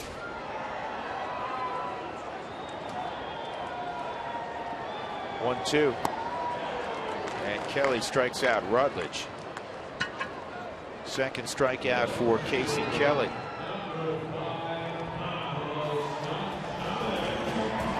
AT&T trivia question. Last night, the Rockies played their shortest game of the season, 2 hours and 30 minutes. What's the shortest recorded game in Major League history by time? I'm going to say, George, 1 hour and 3 minutes. No, I'm going to say 58 minutes. Cargo at the plate. He launched a double, a ground rule double to deep left center his last time up. 1 for 2. He also lined out to third. I think Rick Ruschel and Randy Jones had 1 hour and 15. I know Maddox had about 1 hour and 19 a couple of times. I'm guessing way back when there had to be one in under 1 hour. No pitching changes back in the day. This is bounced toward the middle, and getting over there and making a fine play is Logan Forsythe. Made the play on the side of the bag he's accustomed to being on, second base. 7-6.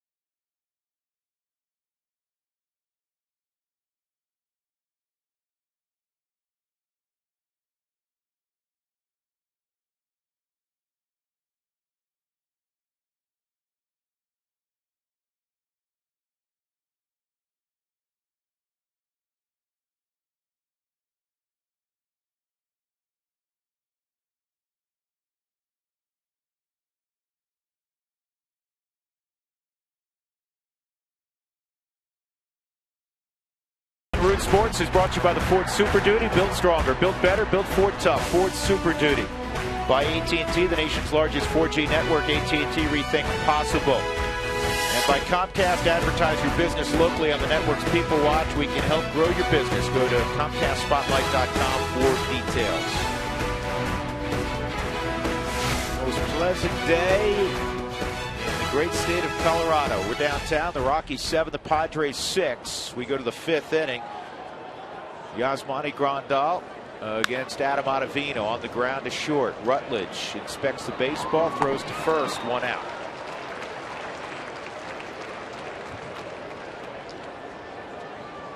Jeff Francis went 3 2/3. He gave up 6 runs, 5 earned on 10 hits. He did not walk anybody. He struck out 4. Ottavino, the bridge man this afternoon. He's been terrific in that role. Jesus Guzman, a strikeout and a pop out against Francis.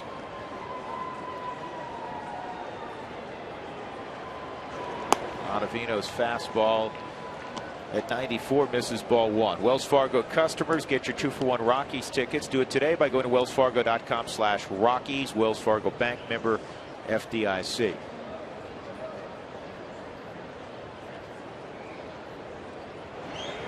And a base hit.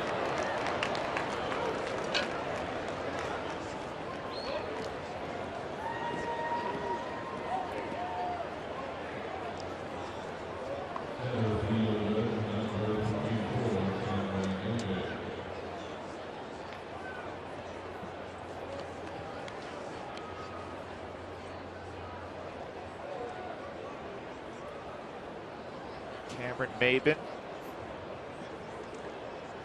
one of the top high school players in the country. Team USA, late in his high school career. In fact, when he was a junior, growing up in Asheville, North Carolina, he hit a ball, a home run that was hit so far that his coach at the time in high school, he wanted to measure it, but he didn't want the opposition to see him doing it after the ball game because they were still there. He didn't want to show him up. Well, the other coach for the visiting team said, you know what, I want to see how far that went. So he went out and measured it, 490 feet as a junior in high school. Tells you why top pick. And a lot of people after this young man in the game of baseball and given a long-term contract in San Diego. Ground ball to short. Rutledge is going to get the force. 2 outs. Maben trades places with Guzman. Trivia question once again, looking for the shortest game in Major League history. The Rockies last night had their shortest of the year, 2.5 hours, as they won 9-1. I said 58 minutes. I'm off by 7 minutes. 51 minutes back in 1919. The Giants over the Phils. I just want to know who the pitchers are. It's 3 warm-ups. Let's go. Get in the box. I've got to have a feeling. I mean, come on, 7 runs scored in the game. It's still 51 minutes. Didn't want to be late to that one, huh? Who looked up? Who had that trivia question? Is that you, Doug? So why haven't you got me the pitchers yet? So you got to know who the pitchers were. You think you're going to recognize their names? What do you think, they're ex-teammates? Yeah, that's kind of like half the story. That they're ex-teammates of yours? I'm waiting for an answer over here. 51 minutes, I got nothing. Taking Dougie about as long as that game look at it from play to figure out who was on the hill. Look at it from this perspective. There's a 2-minute break in between every half inning, so that's 18 minutes. That's 36 minutes. You almost played the game in what you do in commercials on a big league game now. Runner going, pitch out. Hernandez throws a strike, and Maben is cut down for the 6th time this year. So we go to the bottom of the 5th inning. The Rockies leading the Friars by a run. Nice throw by Hernandez.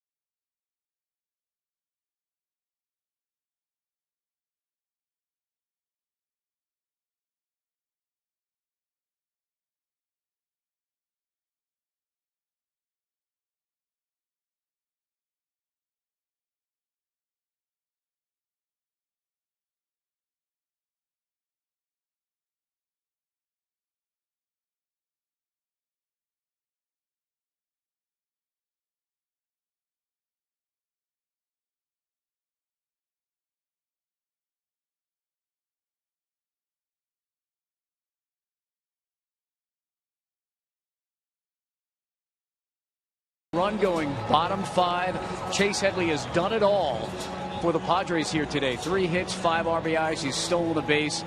But what he didn't do was go to his high school reunion last night down in Fountain, Fort Carson. He blames Bud Black. I recommended he go.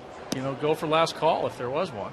But I think you asked the question if they're going to have the game on TV to watch a classmate, wherever they were. I don't know. But yeah, reunions, they're fun. I've been being in this game for over 30 years. I've never been to one, so I've missed out on my Mark Morris High class of '75. Yes, Bud Black. He said that he partied to the wee hours. Obviously, he didn't. Class of '80, Voorhees High School, Glen Gardner, New Jersey. You guys can continue on from there. How many reunions have you made? I haven't made any either. What's your excuse? It's a good question. I don't have an excuse. I live out here now instead of going back to Jersey. I've made 3 of mine. Have you? Yes. High school reunions back in New York. 10, 20, and 25. I did not make 30. Well, I haven't made any, and I've got 40th this year. There you go. Way to go, Frage. Are they inviting you still? Uh-huh. Interesting. Why wouldn't they? I just You threw that out there, so why wouldn't they? Self-explanatory answer. Well, here's the winning pitcher, Jesse Baines. Through 9 innings, 5 hits, a run. He had 2 strikeouts. He didn't walk a batter. Lee Meadows went 8 innings, 13 hits, 6 runs, 5 earned. He walked 3 and struck out 1. That was September the 28th, 1919. Meadows worked quickly, as I recall. Here's the 0-1 on Colvin inside 1-1. Who was the other guy? Baines, not Harold. You look at Kelly's line and you start to wonder a little bit. 7 runs thrown up on him in the 3rd inning on 6 hits. Guess what, folks? It's the only hits given up by Kelly in this ballgame. He's had a couple of walks other than that allowed some base runners. But other than that, it's been pretty clean other than that one monster inning of 7 hits, 6 runs. And I'm sure at some point it was conveyed to him, maybe not beforehand, because you don't want to put negative thoughts in a kid's mind, but after that inning, say, hey, listen, that happens at Coors Field. You could still win this ball game. You could still give us length. You can give us an opportunity to get a W. And he's pitched effectively since that 3rd inning. He's retired the 4 hitters in a row.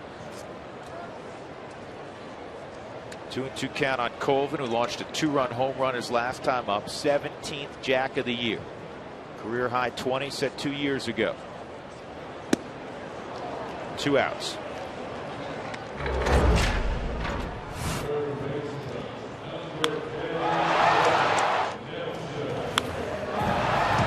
Got it good. What I love about Colvin, he's not afraid, George. Some guys are afraid to smile. Do something well. Never understood that. The human smiles over 85 times a day. Is there anything wrong with that? Oh, not only does it make you feel good, it makes people around you want to smile. He's got a great, broad smile. And if something happens that's good, he doesn't smile to be cocky or arrogant. He just, hey, you know what? That was a good thing. I'm happy and going to spread the wealth. Really likable young man, Tyler Colvin. Doug, look that up on your stats that a human smiles 85 times in a day. Somebody checking that out's got a problem. This ball is loud but foul.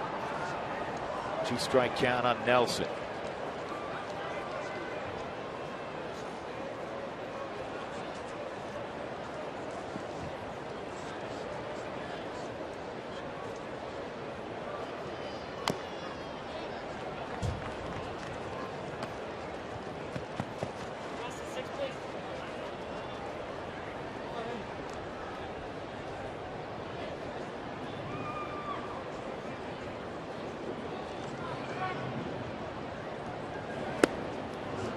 Well, this kid's now rolling. Not only has he retired 6 in a row, 3 of them via strikeout. Casey Kelly as we go to the 6th.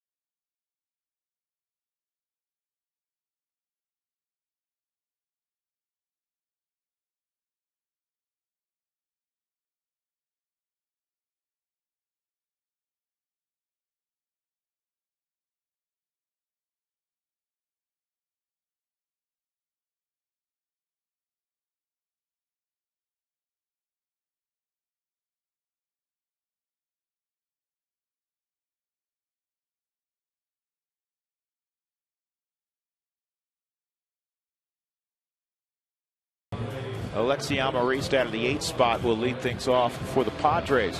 After watching the Rockies this afternoon, stick around for Rockies Weekly with Jim Tracy. Jimmy Wright, the bullpen coach, takes us on a tour of the pen. We'll look back at the best plays from a very good August. And as the rosters expand here in September, we'll hear from the Rockies as they reminisce about their original big league call-ups. It's Rockies Weekly with Jim Tracy right after the post-game show, today presented by Toyota. Alexi Amarista, Casey Kelly, Kristen Orphy is scheduled against Adam Ottavino. Second full inning of work for Ottavino, and that pitch in there, strike one.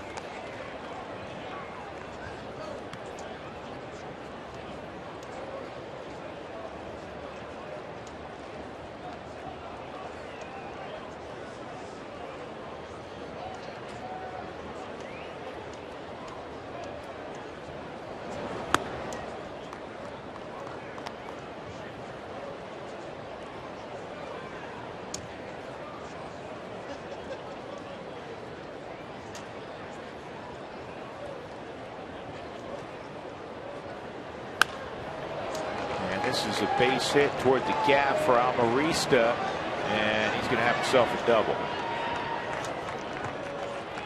Amarista is 3 for 3 in the game, and that'll bring up Casey Kelly. Well, carrying the type of average against the Rockies, he was 6 for 13 coming in here. I mean, he just nothing but line drives.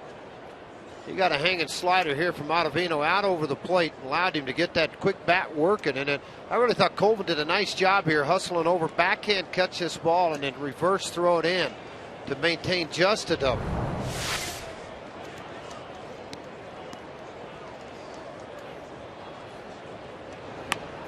And this is bunted in the air. Nelly, did he get the glove underneath? He did. He got leather underneath, and Kelly is out. Great hustle play by Nelson. I mean, it is one of those situations where as a pitcher you're going to try to bunt the ball hard up the third baseline and make him come get the ball, which opens up obviously third base. Nelson just hustled in on this. Great play by that. And I don't know if you noticed after he caught the ball, but Pacheco's the guy that noticed third base was unoccupied and took off running towards third base from a first base position. Boy, nice catch. Good hustle.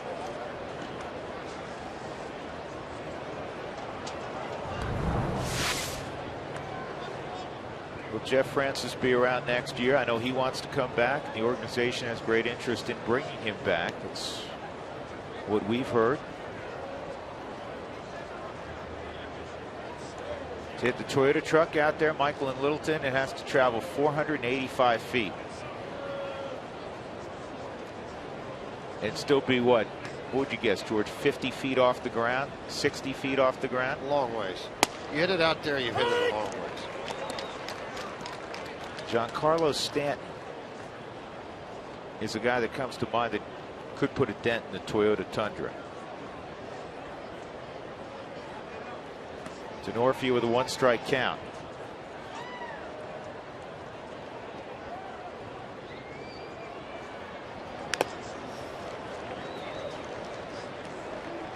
And Troy comes back. Josh Rutledge will move to second. How good is Josh Rutledge? Gotta love his start. Time will tell, but he's got a ton of ability. Like what I'm seeing. That's all I can say.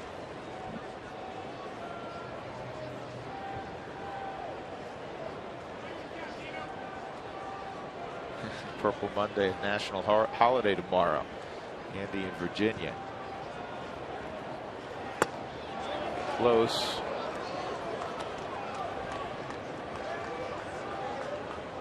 One and two on Denorfia.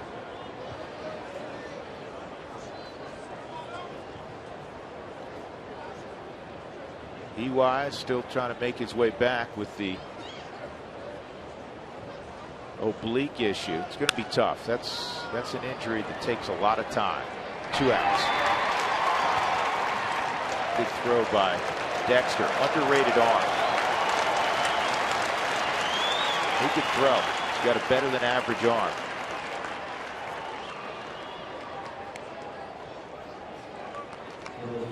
Logan Forsythe will come up.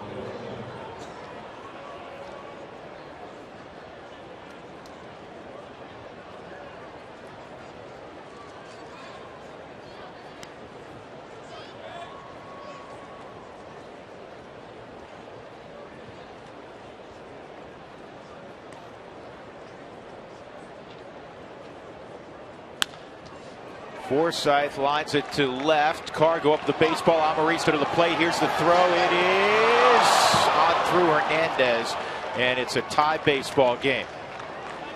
Logan Forsythe has tied it up with an RBI single, and it's even at 7 here in the 6th. Second hit for Forsythe. Top of the order's been busy. They have been very, very busy. You're going to see the throw come in from Cargo. It's going to cross over in front. Hernandez leaning already with his body that if he's able to pick the baseball, he'll be able to slide tag over maybe. Yeah, not even there.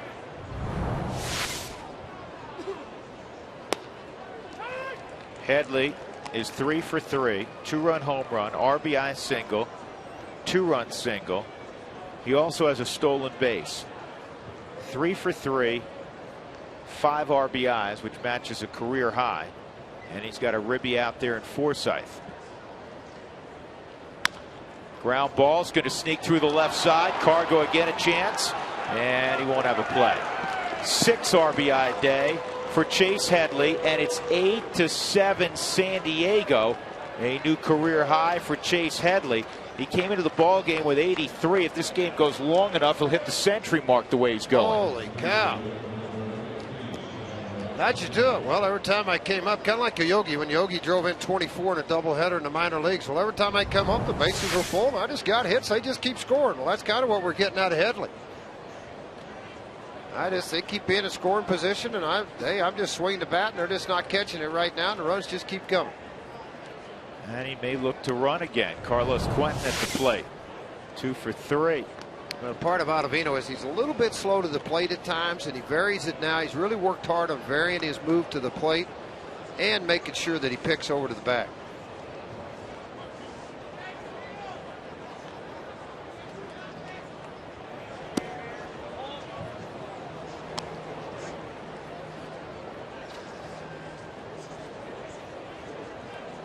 Want to know on Quentin. San Diego native, went to University High School. They've cranked out some big time athletes. Walt kids went there. Bill Walton's sons, Mark Pryor.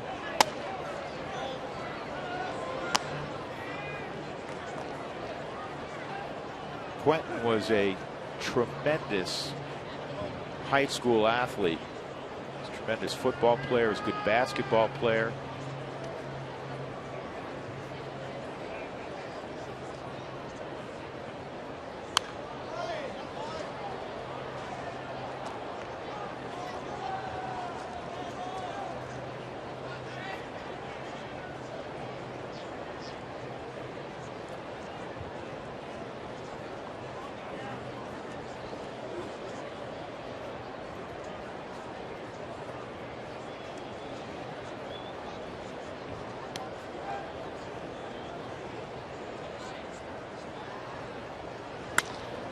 This ball's in the air to Colvin and Wright. This will end the inning, but the Padres scored twice to take an 8-7 lead. Middle of 6.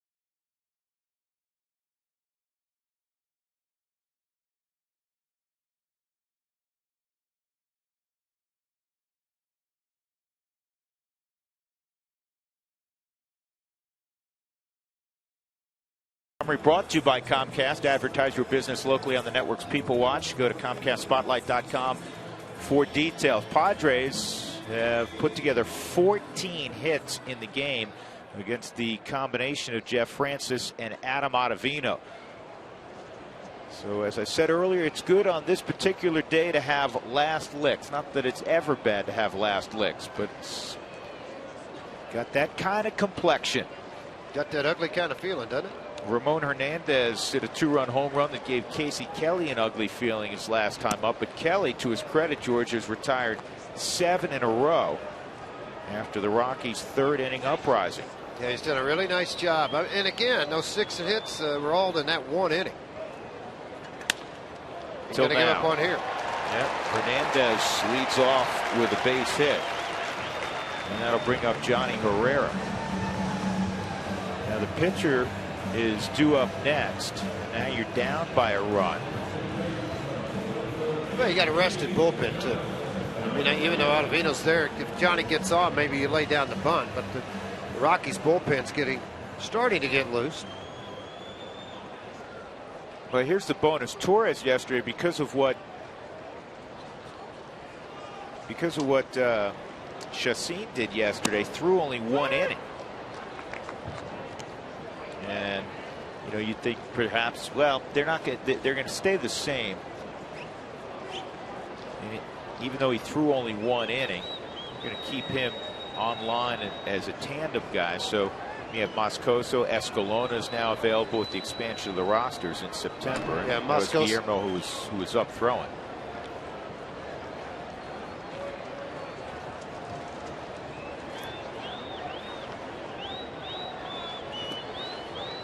Three innings the other day in his last start down at Colorado Springs. 3 hits, 3 walks, and 3 strikeouts, no runs.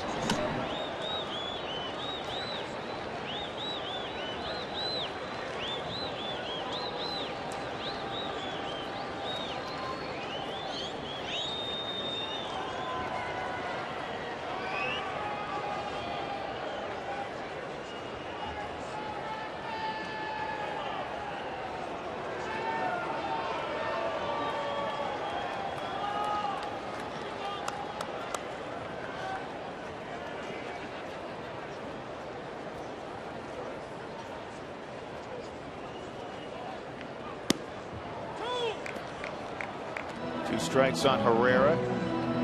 Walking a double in that 3rd inning for Johnny.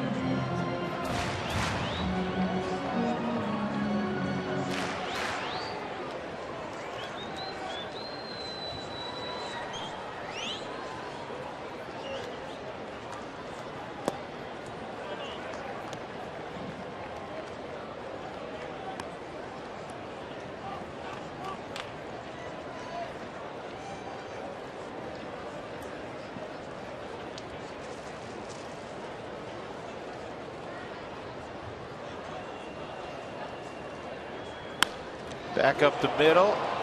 Kelly gloves it. Good feed. Double play. Nope. The throw from Logan Forsythe pulled Guzman off the bag. So Herrera is safe at first.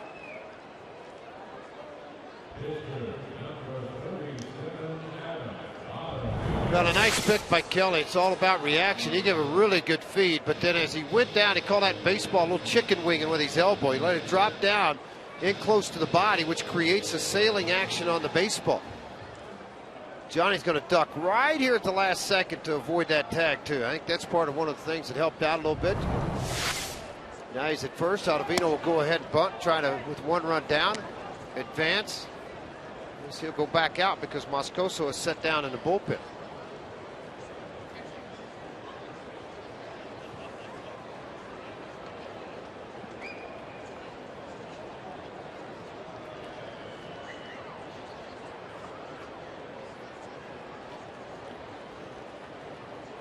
Pitch number 88 for Casey Kelly when he delivers it to the plate.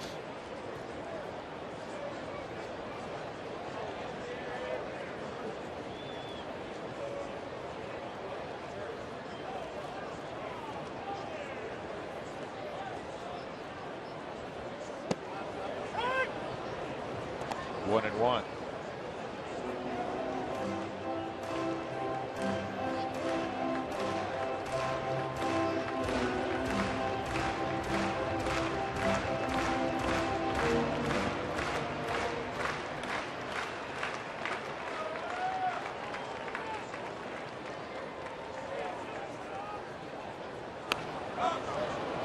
2.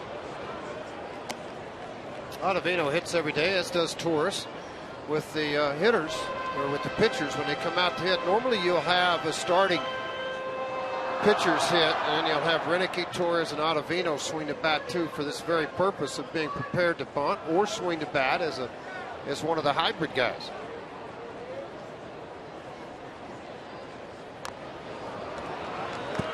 And that's a strikeout. 2 outs. Fowler will come up.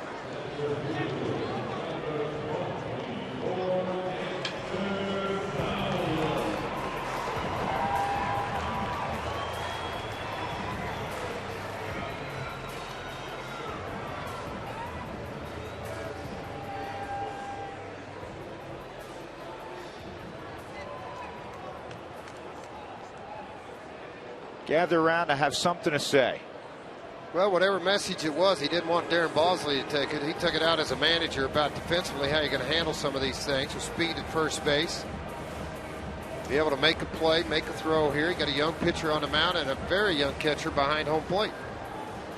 It's interesting, the managerial influences for a guy. And of course, Bud played a long time in the big leagues, was a terrific pitcher. He got 15 years in, 121, 116, 17-game winner in '84, won a world championship in '85 with the Royals. Played for the late Dick Hauser, strong influence on him. Yeah, Mike Sosham, what he was as a bench coach there at the Angels, really played a big role with him also. Another guy he mentions is a contemporary of his now, Dusty Baker, because late in his career with the Giants, he played for Dusty. Dusty, maybe the consummate players manager. 2-0, and you know, Bud is stern, but he's a players manager. They enjoy playing for him, so he doesn't have to be stern a lot of times either. You don't take advantage of guys like that. Johnny at first with 2 outs. And Dexter rips it to center field. Johnny's going to be able to get the third on this. And that will allow Rutledge to hit the tying run at third base with 2 outs.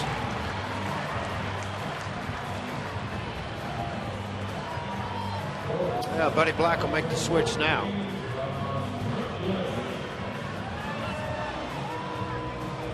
I'll tell you what, this youngster battled pretty good for Bud Black. He did a nice job. 8 hits given up, 6 of those in that 1 inning.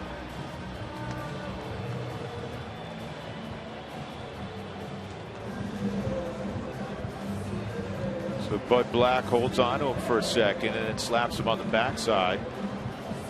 As he did, he kept his club in the ball game.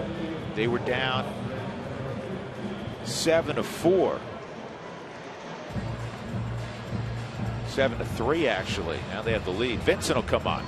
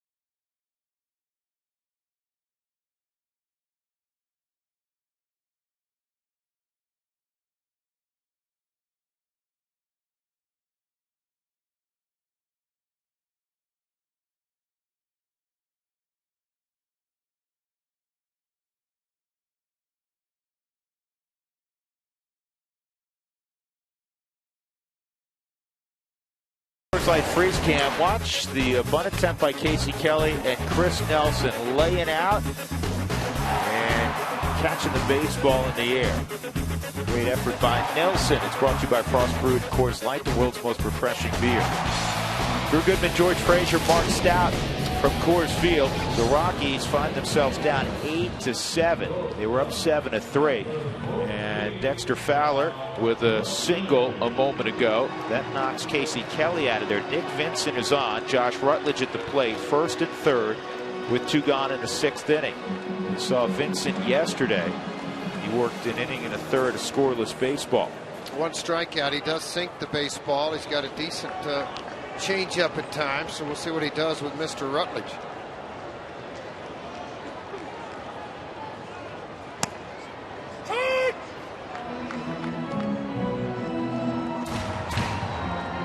A lot of opportunities for the Padres today with runners in scoring position. Just 4 for the Rockies, 3 for 4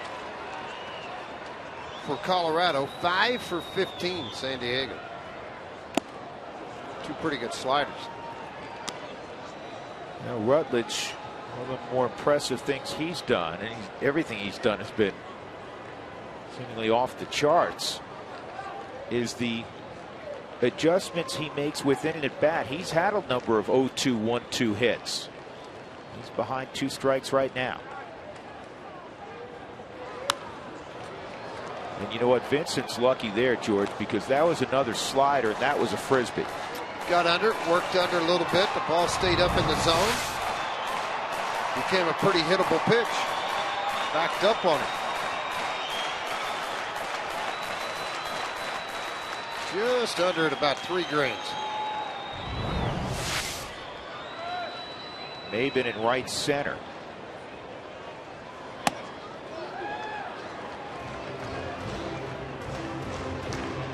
Take a peek out there as a hitter. Gives you an idea location-wise how they're going to try to work you. If Vincent shows in, and you would assume, based on the outfield alignment, they're going to go away again. And that's where Grandal heads. And again, it was a slider that had little movement to it.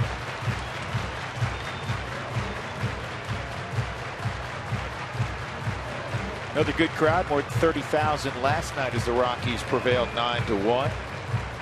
Trying to take 2 of 3 from San Diego, finish this homestand at 4-2 after taking 2 of 3 from Los Angeles.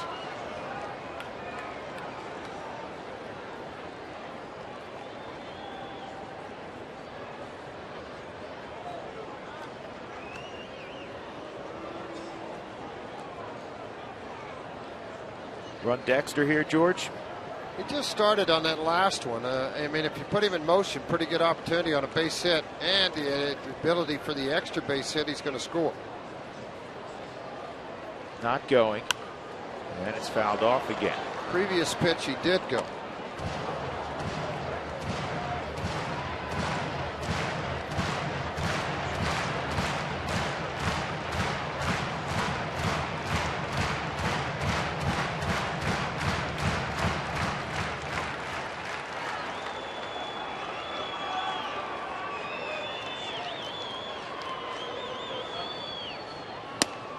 Struck him out. Got him with a fastball. So the Rockies lead the tying run at third, the go-ahead run at first. We go to the 7th inning, 8-7 Padres.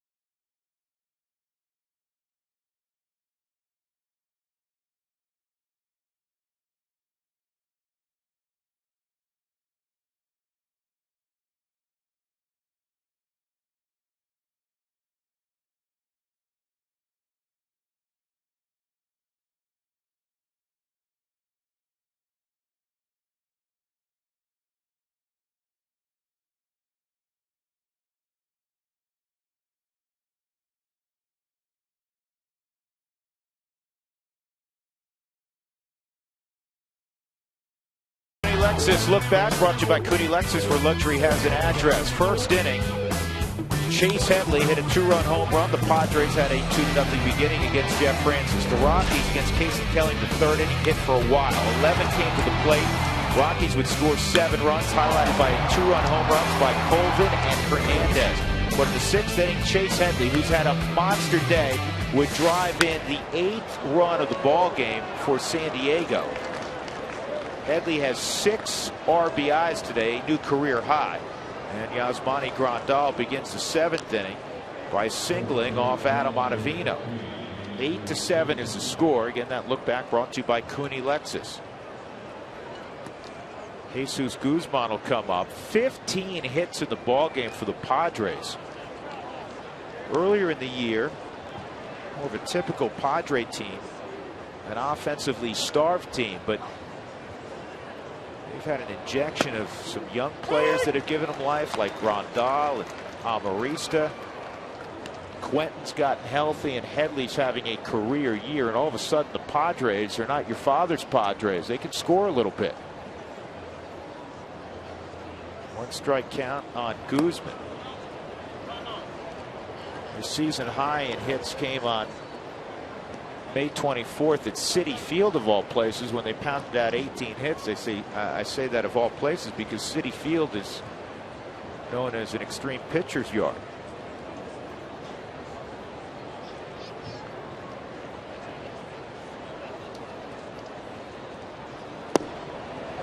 Follow the Rockies on your phone with MLB.com @Bat12 app, featuring pitch tracking, highlights, and a whole lot more.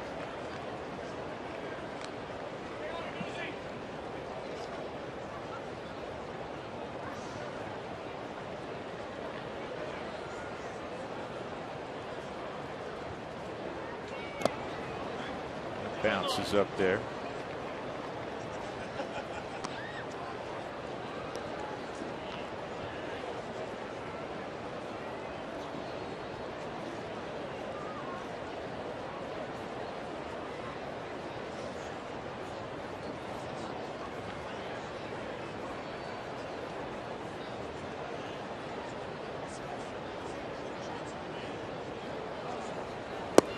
And he's got Ottavino strikes out Guzman. Second time Guzman's punched out in the game. We're in the 7th inning, 1 out and 1 on. Cameron Maben coming up. Very good slider again, outer half of the plate. Totally fooled Guzman for the punch out at 86 miles an hour. Well, look at Ramon Hernandez. You talk about focus, concentration on catching the baseball.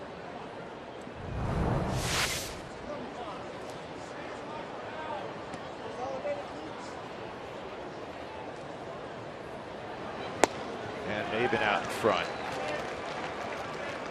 Cameron's 1 for 3.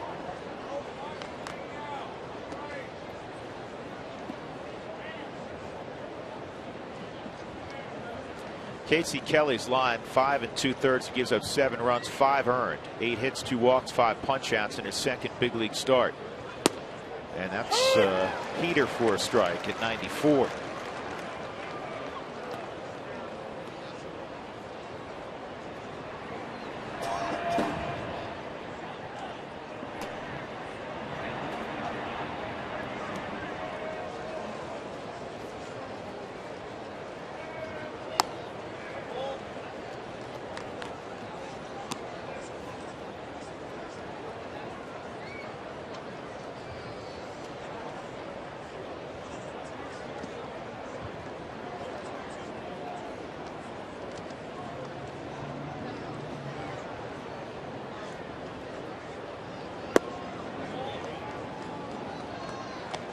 Maben's come on. We've talked about it in this series. Last 13 games, a .455 average. But after a very difficult start, go back even more than 13 games. He's hitting close to 300 over his last 52 ball games since the end of June. Did he go? No swing. According to Kerwin Danton, 3-2.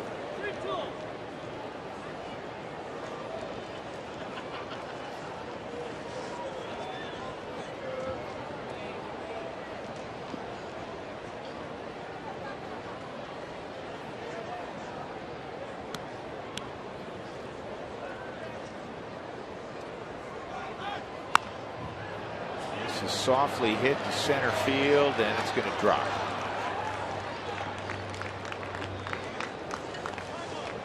That's 16 hits for San Diego, and that'll bring up Amarista, who has 3 of the 16 hits. First 10,000 kids on September the 23rd, you're going to receive a Rockies wristband courtesy of Nickelodeon. That's right, Nickelodeon, the sponsor in this, and an opportunity to meet the Teenage Mutant Ninja Turtles at the ballpark. What? Can't wait. Wait. Gabe will be here. The Ninja Turtles are coming? They're coming on September 23rd. The Diamondbacks are in town. 303 Rockies to grab your ticket. Jim Tracy will go to his bullpen, and he'll bring in the left-hander, Matt Reynolds.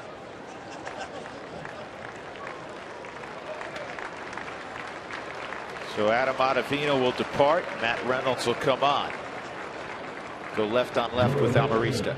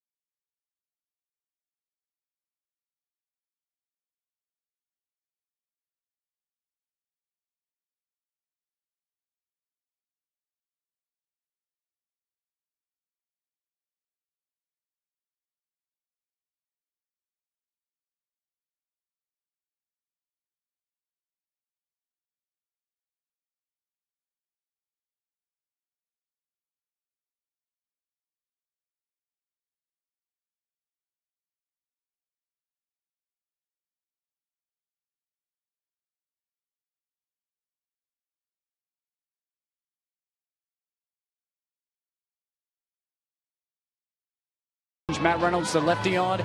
He has had a busy week. The Rockies began a stretch of 33 games in 34 days on Friday. They had the off day on Thursday. He flew to Nashville, Tennessee on Wednesday night, was there till Friday morning. He and his wife, Laura, just closed on a house. They actually found that house in the Nashville area during the All-Star break. She's still there. She loaded all their stuff down. Going to meet the team when they get to Atlanta tomorrow, so he gets to see his wife again. But he closed on the house, first house he's ever bought. He's excited about moving to Tennessee because the two met at Austin Peay in Clarksville, Tennessee. So they're starting kind of a new life. It's already started this month, guys. Yeah, that's a big way to start it, too. Yeah.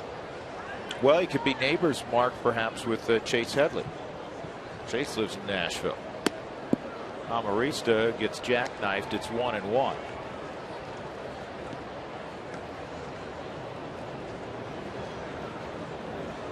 Amarista, one of those Padres hitting better at home. Not usually the case. Just 227 out on the road. 233 left on left, and he messes up the strategy as he comes through with a base hit. And the 9th run coming home in Grandal. 9-7. San Diego. 4 for 4 day for Alexi Amarista. He's a kid who hit a grand slam for his first career home run. Well, there again, a breaking ball out over the plate, just out of the reach of Johnny. He's playing at double play depth with just one out, trying to get that turned. And the ball gets by him. So now you've got Alonso, who is going to pinch hit for Vincent, who came on to strike out Rutledge to end the 6th for the Rockies.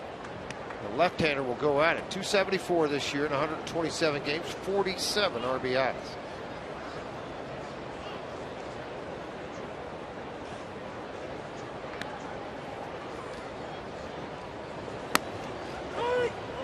In there for a strike. Hernandez bluffs Maven back to third.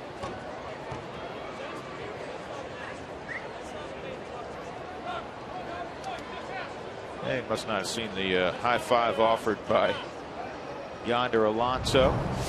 These guys go way back, played together at the University of Miami.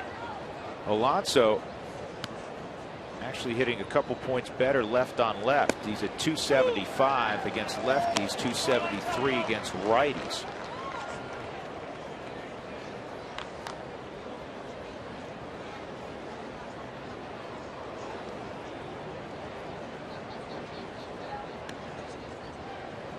Oh, 2 the count.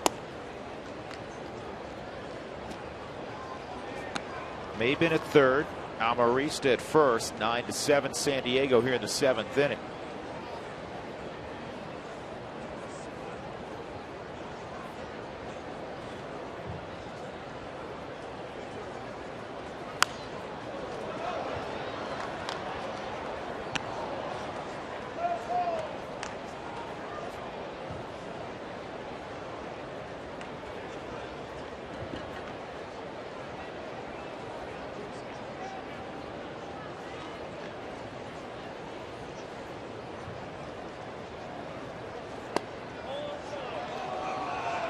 Worked the count even, 2-2. In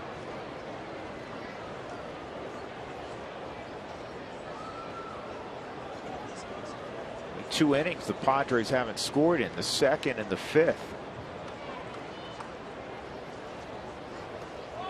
And Hernandez will be able to get Maben.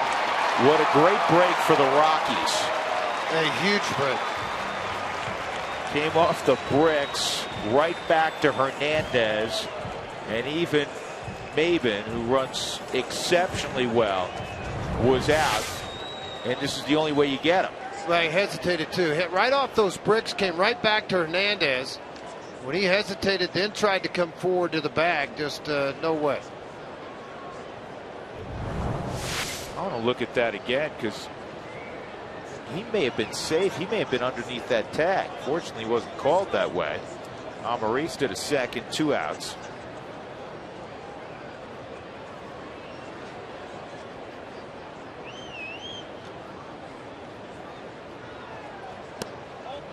And that's a walk to Alonso. So the 2 lefties that Matt Reynolds is asked to get, he fails to get either one. Amarista an RBI single, and Alonso, after being ahead of him 0-2, he loses them. And now with Denorfia coming up, Jim Tracy's going to go right back to the bump and give the baseball to the next guy in line.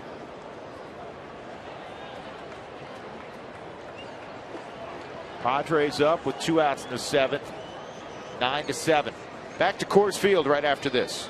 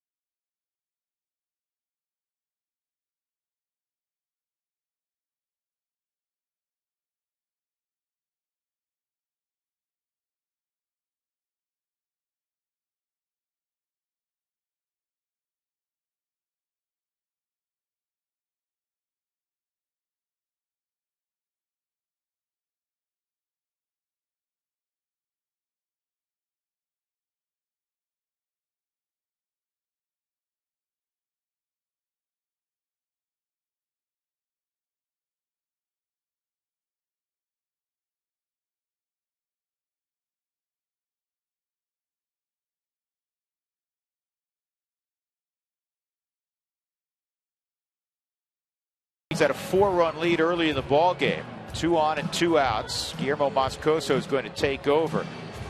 14th appearance for Moscoso, just brought back up a day ago. Just mentioning a few minutes ago on that ball that the wild pitch by Reynolds that ricocheted to Hernandez, and it looked like Maben was almost underneath the tag, and he never touched home plate. He got the foot past Hernandez, at least the bottom part of his leg, but he never touched the plate. So a good call by the home plate umpire, Doug Eddings. Kristen Orphy is 1 for 4, a ribby in the 4th inning. Amarista at second, Yonder Alonso's at first.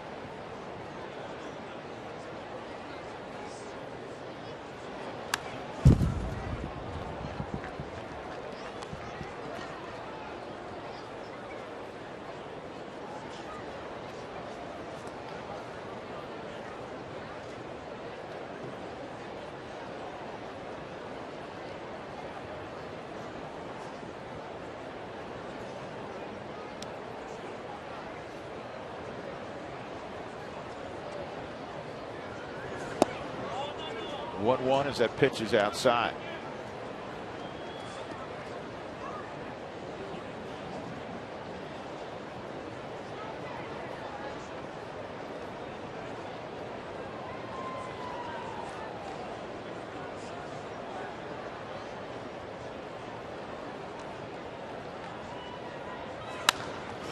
To right field, Colvin lays out and makes a catch.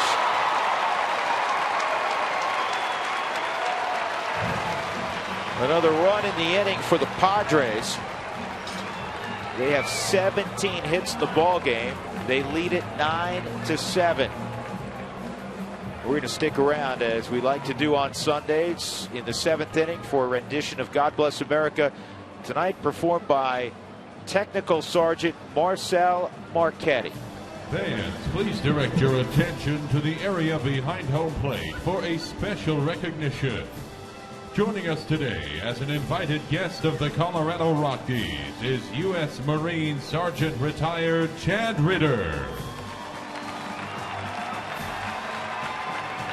Sergeant Ritter from Denver is joined today on field by his mom, nephew, and fiance, and served our country in the United States Marines as a member of the 1st Tank Battalion. Fans, please give a warm Coors Field Heroes welcome to Sergeant Chad Ritter and all of our nation's brave men and women, as well as the families of our heroes. Thank you for your service and sacrifice. Fans, please rise as we honor our great country by the performance of God Bless America. Performing God Bless America today, representing the United States Air Force Academy Band, is Technical Sergeant Marcel Marchetti. Please welcome Technical Sergeant Marchetti and join him by singing along to God Bless America.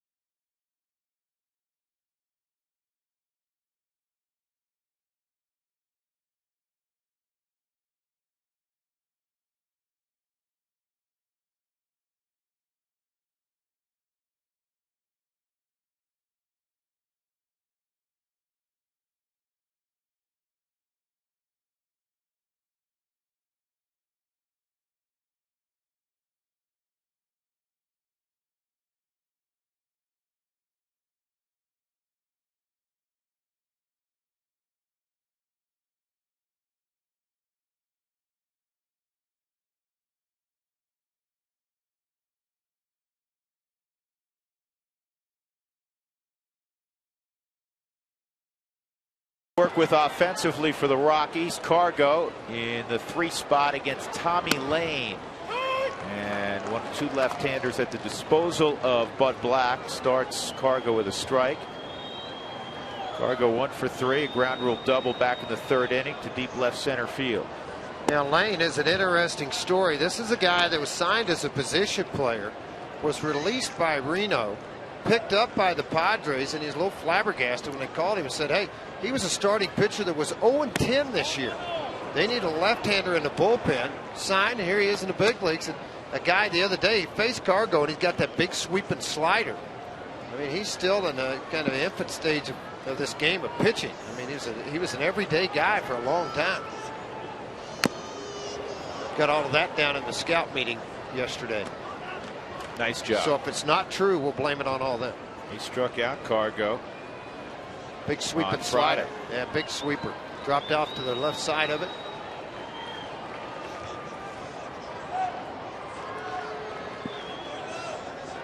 Two and 2 the count on Gonzalez. And Cargo's going to reach.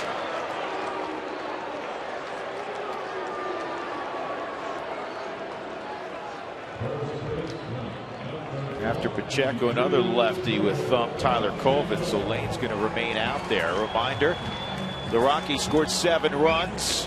They've done it today. They did it last night. So don't forget to go to your participating Taco Bell locations today and tomorrow between 4 and 6 to get your Rockies Taco special. Feed your Rockies fever only at Taco Bell.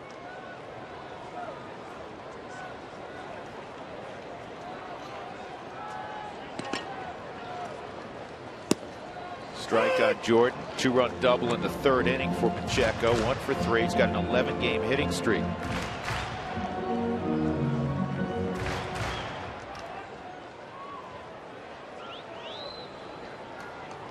Again, the Rockies down by a pair of runs.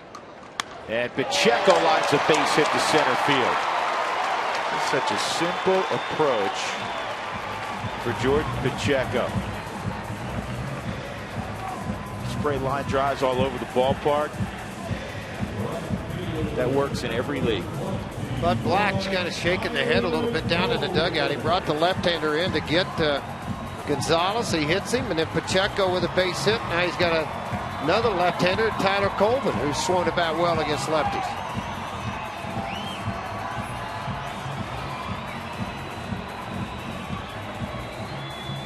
Colvin, a 2-run jack, 1 for 3. 3rd inning against Casey Kelly.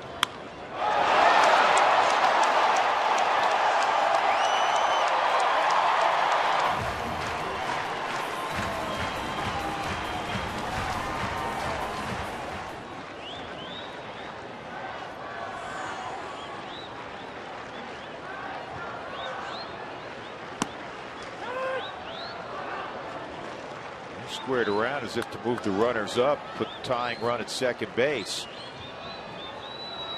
Grandal runs out to talk to to talk to Lane.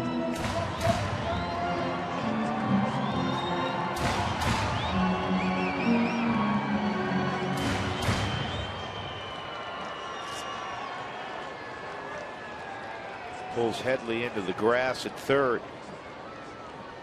He shows bunt again. He gets the bunt down. And Lane just did get it to Amarista. So the sacrifice by Colvin. 1-4.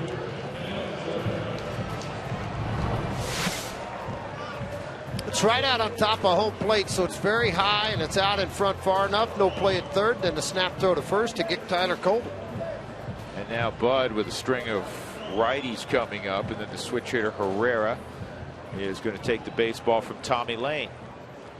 So the Rockies with 1 out have 2 runners in scoring position, the latter being Jordan Pacheco, who represents the tying run.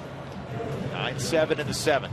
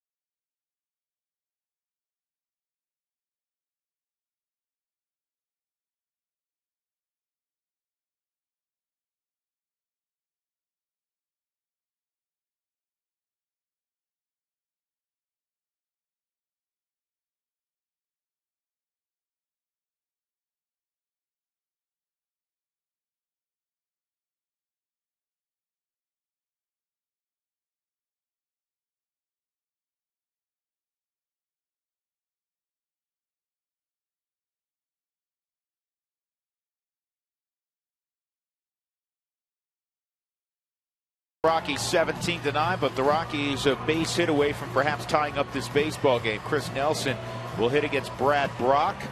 We remind you, we've got a great college football lineup each and every Saturday. And this coming Saturday right here on Root Sports, Tulane and Tulsa at 10, and then Rice, Kansas State at 1:30.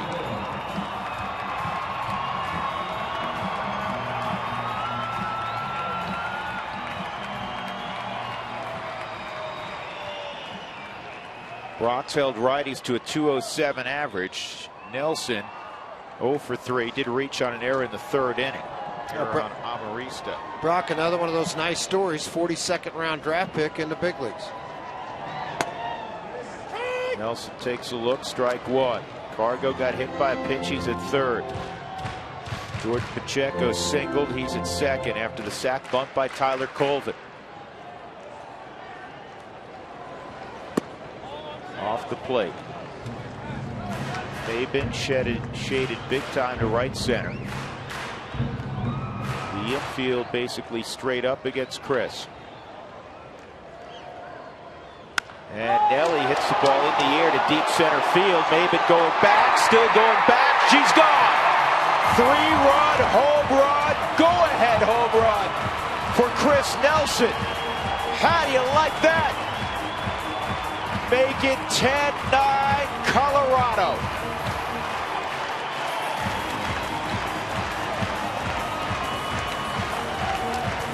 Go ahead and have a second half to make everybody remind who you are, Chris Nelson. Great job by Nelly. The diving catch in foul territory, and now this on a slider on a 1-1 pitch. Dead center field, continued to carry. Maben started to go, then stopped and only became a spectator.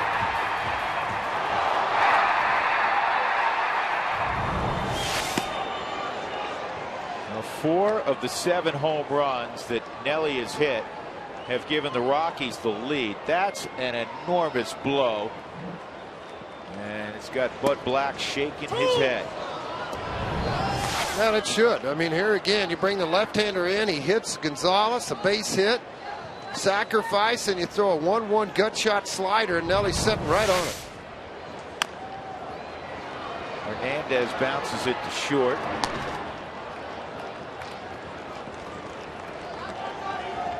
Two outs. Johnny Herrera will come up.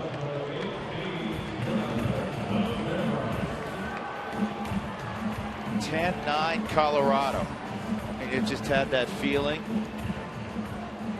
after the Rockies put 7 up in the bottom of the third, and the Padres came back to make it 7-6 with a 3 spot in the fourth. You said it's one of those games. It's going to be one of those games on one of those days. Matt Belisle's warming up. Moscoso works a third of an inning to get the win in this. You know, one of the things we hear a lot just wandering around, George, whether it be the ballpark or in our daily lives or on the when we do the Toyota Talk at the 6th inning, the people that have hung in there this year and thoroughly disappointed with the record. That doesn't change. Nobody banked on 23 games under 500 at this juncture.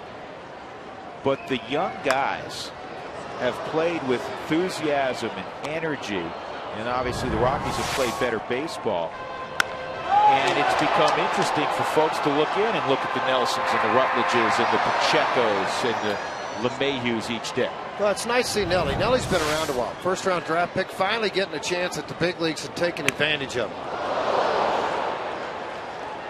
Johnny's got to get another bat, George. Can't use that one anymore. Won't let you. It's too flat on one side. Looks like a cricket stick now.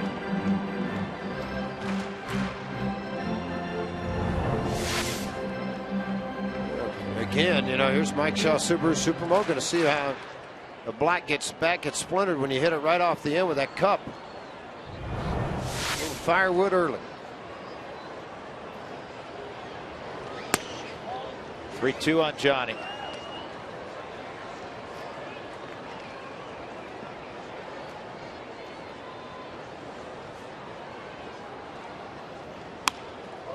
Johnny hits one on the ground to Amarista. Rockies with a 3-run home run from Chris Nelson have a 10-9 lead through 7 frames at 20th at Blake.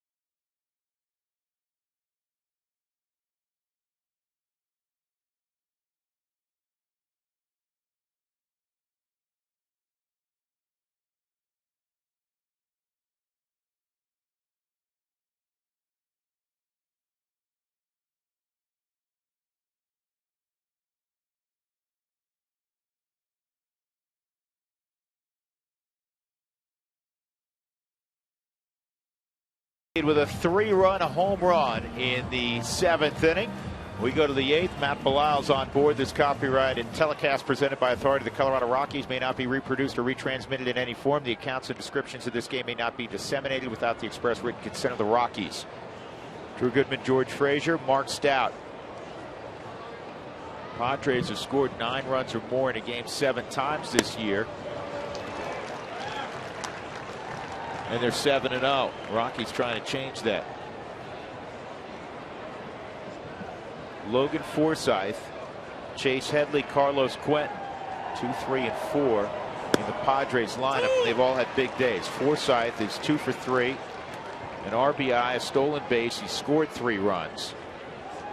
Also hit by a pitch. Chase Headley, 4 for 4 with 6 RBIs in the on-deck circle. And Forsythe is gone. Quentin is 2 for 4, a single and a double. So Matt Belisle has the real sticky part of this Padre lineup.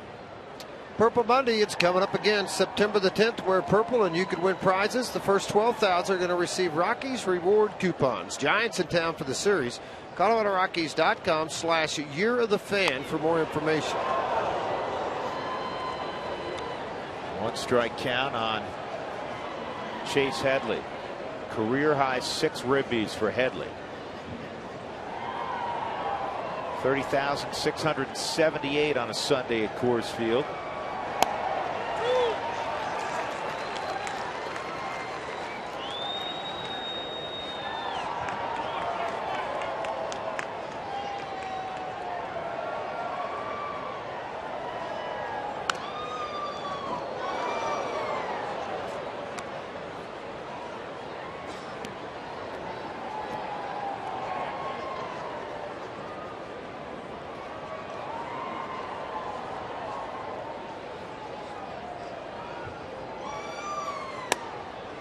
Fastball up top at 92, 1-2.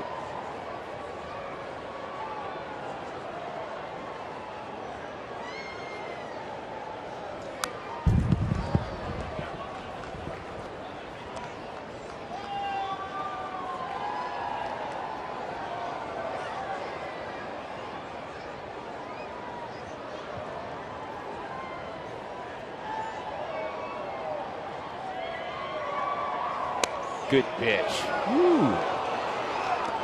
Matt does a good job typically of putting the ball right where he wants it. This one he ran off the plate, the 6th pitch.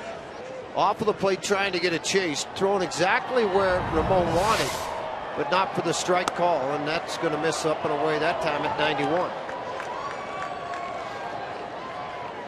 Most power hitters late in games looking for something to pull that middle half in. Left-handers like it down. Driven to center field. It's going to hold up for Fowler. 2 outs. First time the Rockies have retired Colorado native Chase Headley today.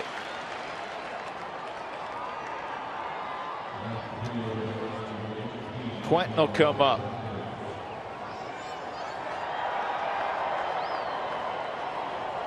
Carlos Quentin in a trade I'm sure Arizona regrets now. Former first-round pick, the Diamondbacks. Sent to the White Sox in 2007 for infielder-outfielder Chris Carter. All Quentin did his first year in Chicago was hit 30 home runs and drive in 100, hit 288. I'm sure Arizona regrets that trade as they did the one with Carlos Gonzalez to Oakland. There's probably a few they'd like to pull back. Most teams have them. Quentin went 1-1. Carlos the following year, actually I said 30 home runs. How about 36 home runs? Following year he hit 21 home runs in 99 games. He was hurt that year. 26 in 2010, 24 last year. And now in an injury-plagued year, he has 15 home runs for the Padres. 1-2.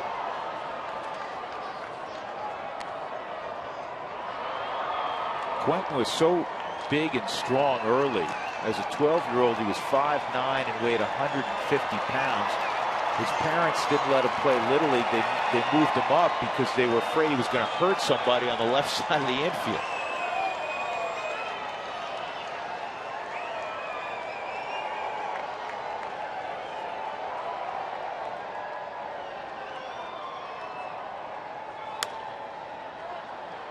kept on growing. 6'2", 235-pound outfielder.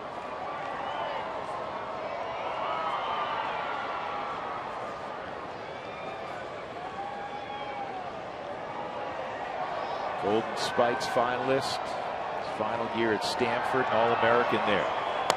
Swung on and missed. Great job, Matt Bellano. 1-2-3 through the heart of the Padres order. And he got 2 punch-outs in the process. 10-9, middle of 8.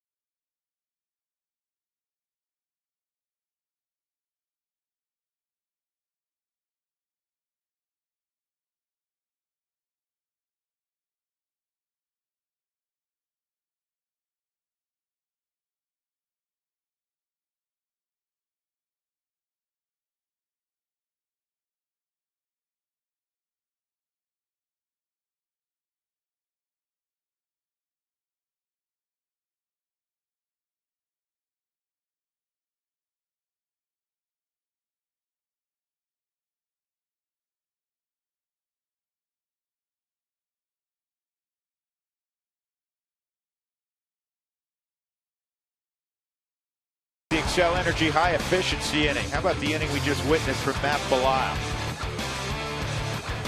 He gets Forsythe chasing on a breaking ball. Headley a line drive to center field. And the dangerous Carlos Quentin, he punched out as well. 1-2-3 inning on 16 pitches. Learn about energy efficiency and how to save money in your home by visiting responsiblebynature.com. Rockies will send Charlie Blackmon up. He'll pinch hit for Belial. 9-1-2 for the Rockies in the bottom of the 8th inning as they try to add a little bit of insurance for Rafael Betancourt in the 9th. Brad Brock remains the pitcher for the Padres. Fastball's high, ball 1. Brock gave up the 3-run home run to Chris Nelson last inning as the Rockies were down 9-7 before that swing of the bat.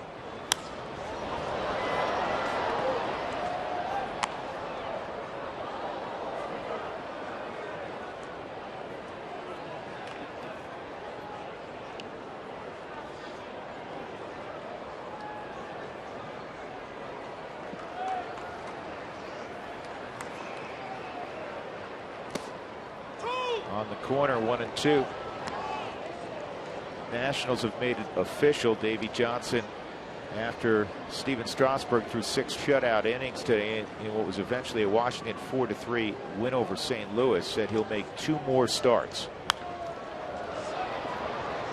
So if he goes 6 innings in each, he'll throw just under 169 innings this year.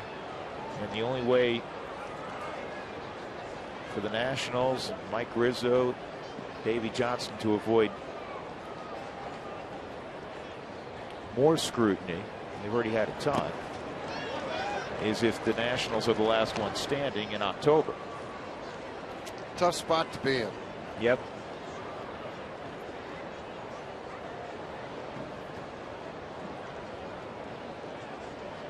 Two and 2. Fouled off. As I've said all along, George, I understand the reasoning. Mike Rizzo, a young kid who's a franchise pitcher, guy that comes along not very frequently, coming off Tommy John surgery, wants to protect him. The data shows that that first inning, that first year back, you want to limit the inning somewhere in the 160 inning range inside. The one question I, along with so many others, have is you've known that for a while. Why not space it out, skip a start here and there, so you allow him to participate late in September into October? Well, a lot of people talked about that. Stressful innings, though. They want to stay away from that kind of deal. I think they're all stressful. Blackman earns a walk to lead off here in the bottom of the 8th with Fowler coming up.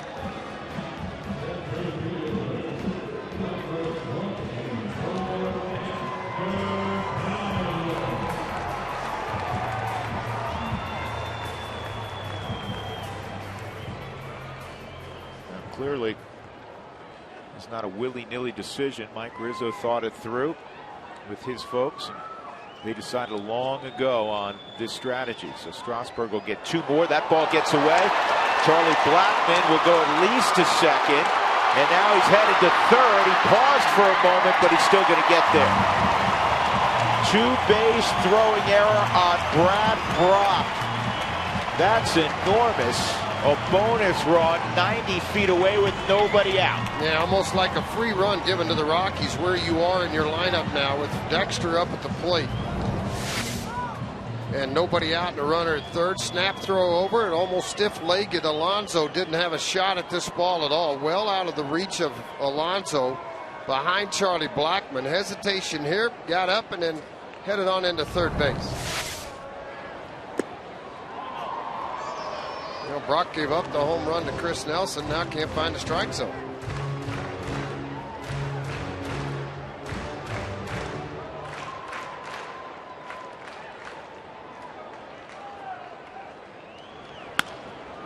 And the base hit up the middle by Dexter, and the Rockies lead it 11-9. Second ribby for Fowler, 51st on the season. Didn't try to do too much.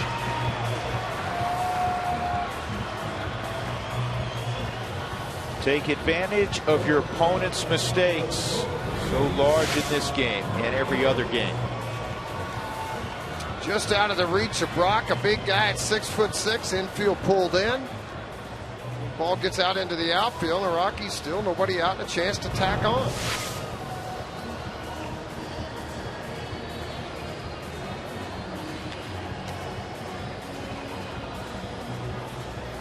I made a mistake earlier. It called Guzman Alonso. I remember Alonso pinch hitting, thought he stayed in the ball game. He did not. It's still Guzman at first base. Josh Rutledge at the plate. Fowler at first. Dexter 12 of 16 swiping bases.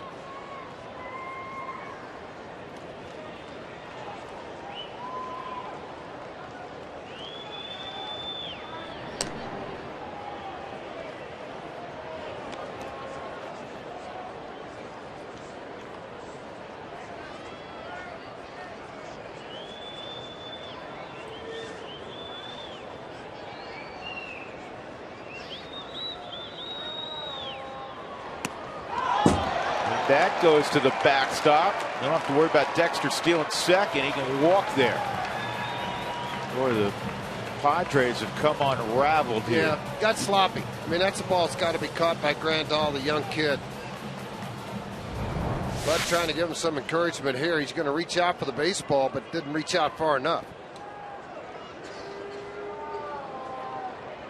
Runner on base, that can't happen. No, that one's got to be caught. Rutledge fouls it off, 1-1.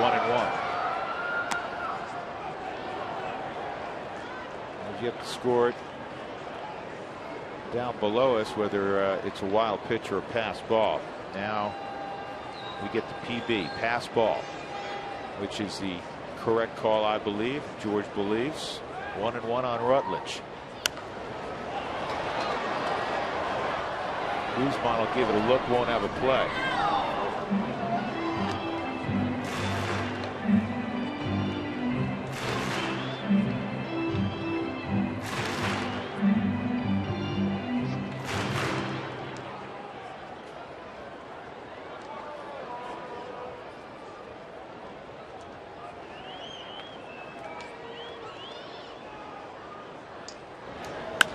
Up the middle.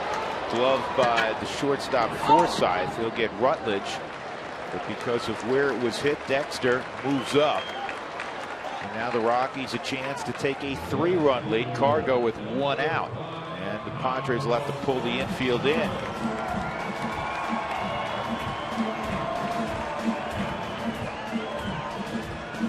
I'd be very surprised they even pitch to him. Maybe they will. I wouldn't think they'd do that. I think they'd go ahead and walk him and try to set up a double play ball versus trying to face Gonzalez right on left, but they're going to pitch to him. A little surprised by that. Yeah, I am too. Now Headley is going to come in, and now we have a change in scoring, George, for my book, your book, and everybody else's who keeps score. They've made that a wild pitch instead of a pass ball. Ball's airborne. It's got to be caught, doesn't it? Runner on base like that, it's just out of the reach. All you got to do is extend a little farther. Now Bud Black will go down. I'm sure he's got the Thatcher left-hander ready to go in the bullpen. He does. And you know what that is, George, as much as anything? A tip of the cap to George Pacheco. Bud Black, you're in the same division. You've seen a lot of the kid. You say, this guy can flat hit. I don't know if I want to just set up a force and see if I can get him to hit into a double play. I can tell you I would rather face Pacheco than Gonzalez with 1 out and the guy at third. Not going to happen here, though.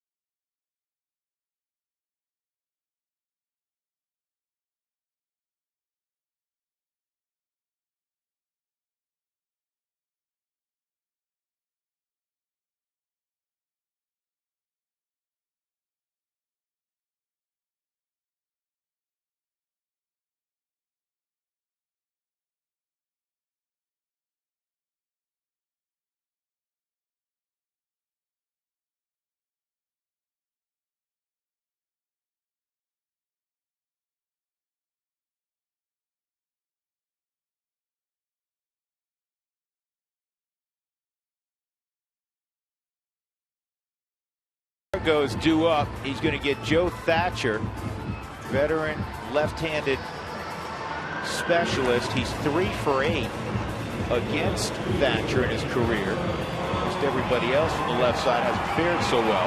149 average. Well, and what Joe Black's thinking about here, for me, Bud Black's thinking if he can get Gonzalez, walk Pacheco, and then have left and left with Tyler Colvin.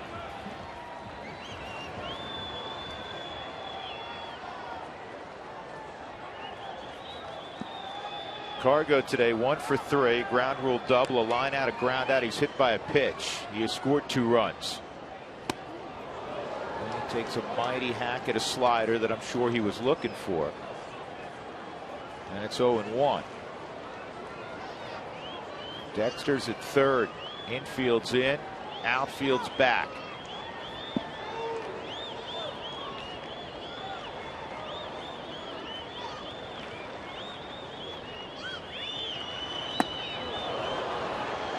A pitch starting well behind Gonzalez and then breaking to the outer half of the plate.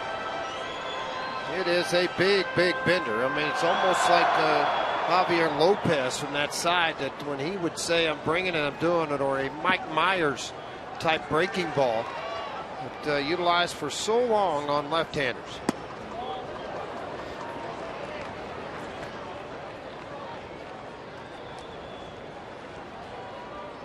One and two. Cargo try to shorten up, get it in play. You get it in play, great opportunity to drive in that run. And didn't work out. Cargo's frustrated as he heads back to the dugout. Well, the first part of the strategy paying off for Bud Black as Thatcher strikes out Gonzalez. Now again, big slider, starts out and catches a little bit of the plate. Gonzalez trying to extend that bat out to the baseball, just couldn't get there. Now they'll walk Pacheco.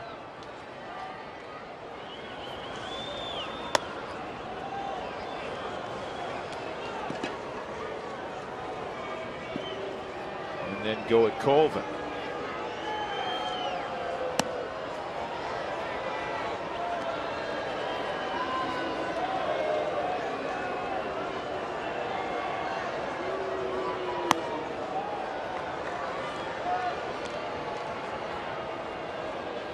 Colvin's seen Thatcher twice. He's 0 for 2.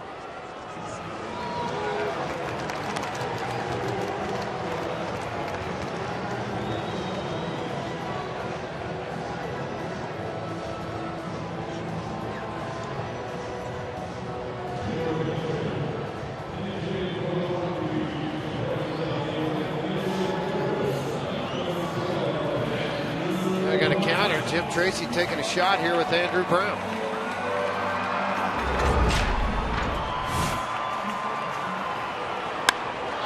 Andrew Brown's second career home run, so Bud Black's going to counter too when we come back. After looking at this ball sail out, he'll go to a right-hander. Interesting move by Trace in that defensively you'd prefer to have Colvin in the outfield than Brown. You already have a 2-run lead. But Jim looking for more, so he's going to send Andrew Brown up there. And he forces Bud Black to use another arm. 11-9 Colorado in the 8th.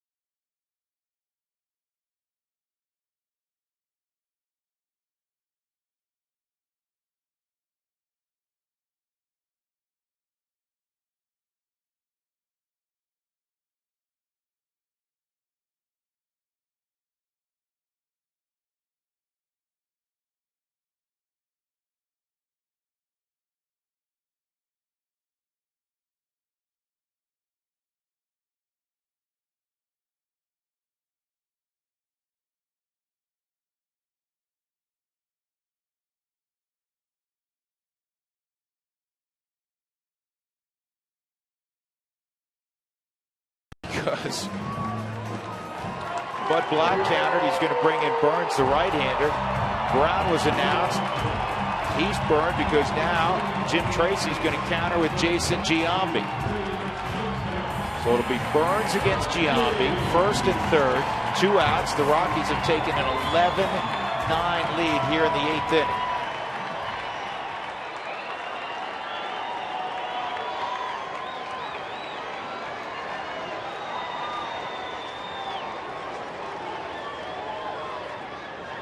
Outside, Jason pinch hit last night in his return after the viral infection, and he had a pop-up that dropped in short left field for a single. To load the bases, set the stage for Dexter Fowler to hit the grand slam. Here's the 1-0. In there from Burns.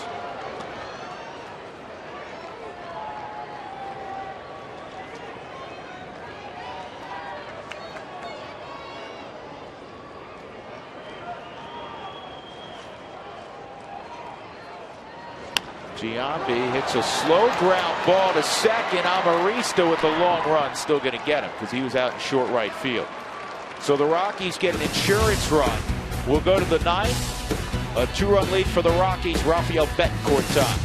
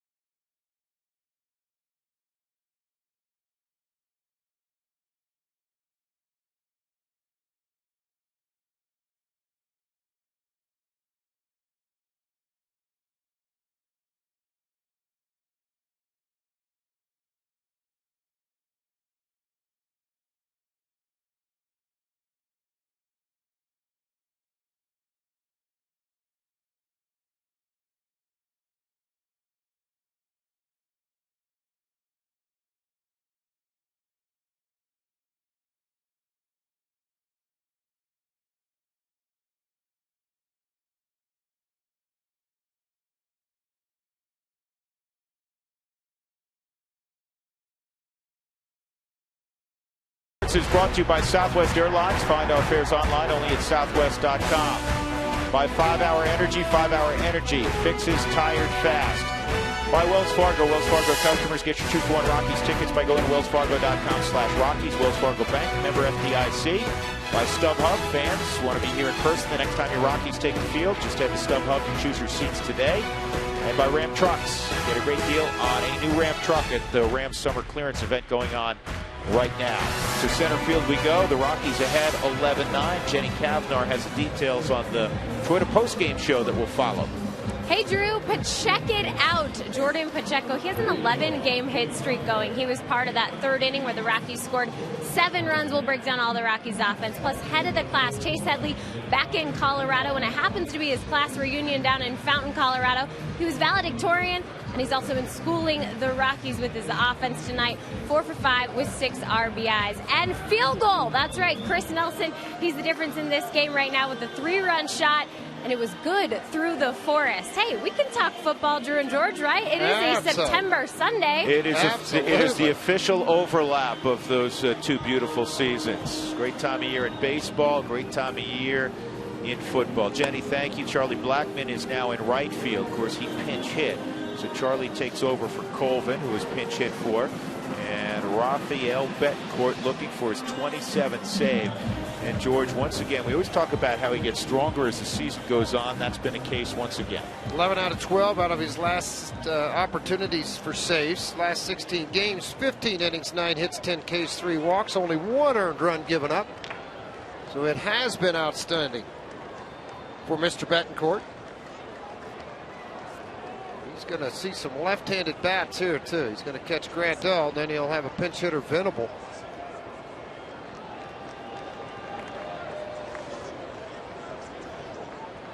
Grandal a single in the 7th inning, 1 for 4. So Rafi's ready to go. Rockies trying to protect a 2-run lead in the 9th. Fastball, strike 1.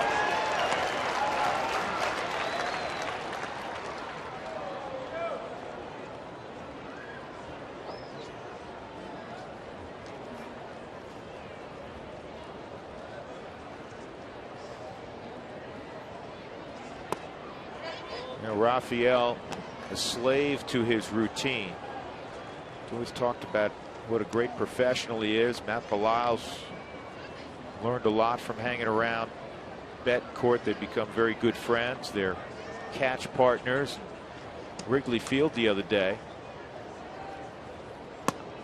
Look at the 2.5-hour rain delay before the onset. Rafael kept asking everybody who had seen outside, because you're nowhere close to it in old Wrigley Field when you're up in the clubhouse. Can I go out and throw? Can I go out and throw? And finally, he just went out, grabbed Belisle, and amid the raindrops, they got their work in prior to the ball game. He was not going to alter it because of the weather.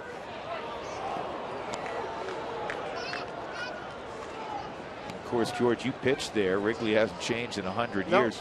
It's difficult It's not a modern stadium, so it's not like, well, I'll do some of it indoors. There's no place to do that long toss indoors. Not there. You got to go out in the outfield among the raindrops and the faithful Wrigley fans and play a little catch. 2-2 on Grandal. Fouled off.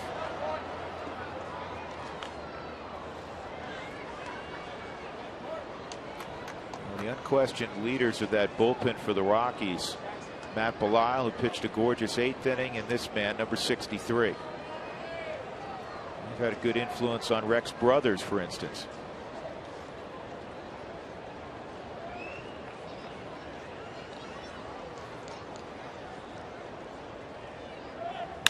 Ground ball to short.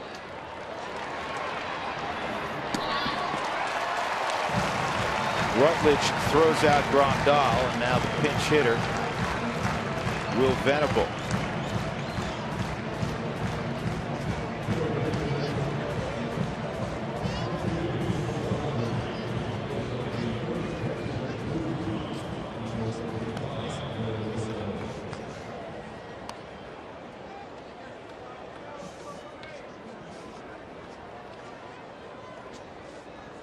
Betancourt just mentioned something to Pacheco at first.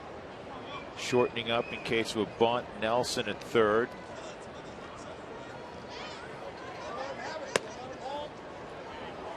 Betancourt obviously wants to know the alignment of his 2 corner infielders in case Venable, with a 2-run deficit, was to lay down a bunt.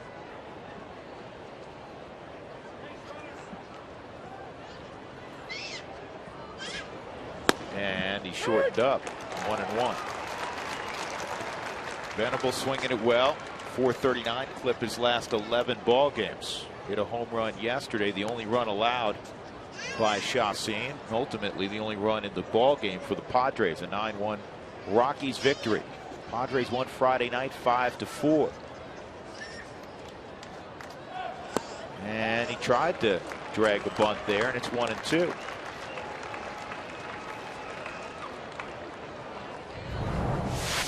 Just kind of surprised. As much as he swung the bat well here, he's kind of slapped at that ball. Didn't even really make a good attempt at trying to bunt the ball for a base hit.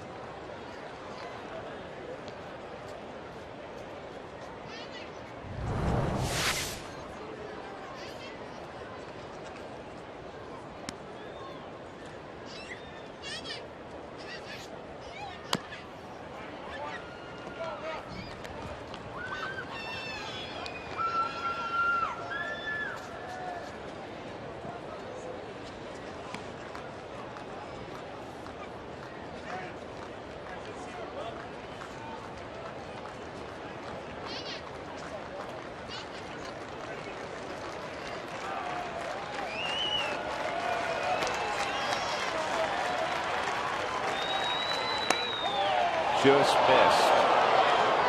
2-2.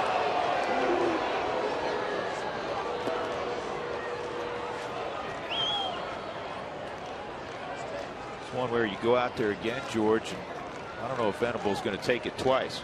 Yeah, I wouldn't think so. I think he'd offer a hack at that. That's a pretty good pitch right there by Betancourt.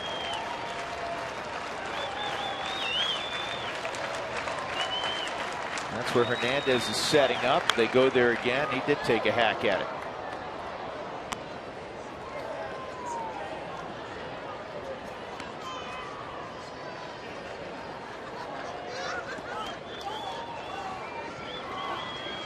The league hitting just .216 against Betancourt this year.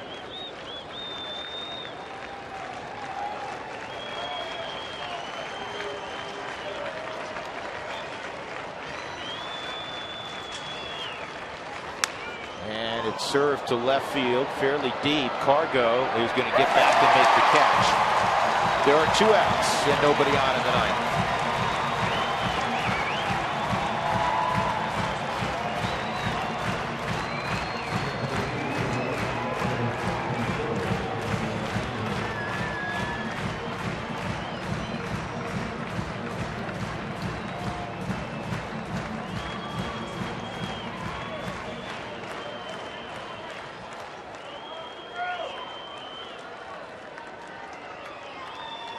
Cameron Maben, a couple hits and 4 trips to the plate today. Trying to extend the ball game for the Padres.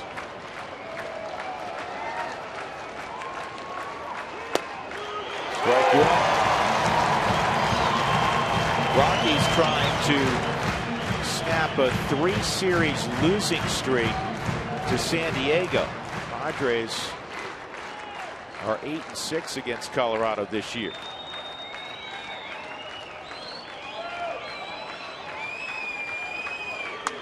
To first and into right field past a diving Pacheco.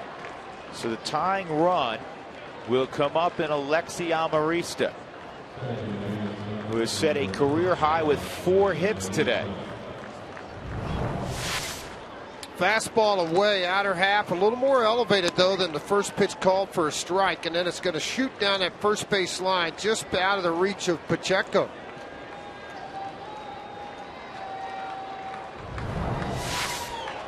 Well, you look at this young man's size and you don't think home runs, but he's got some pop. He's hit 5 home runs in limited time in the big leagues. 5 foot 5 inch maybe.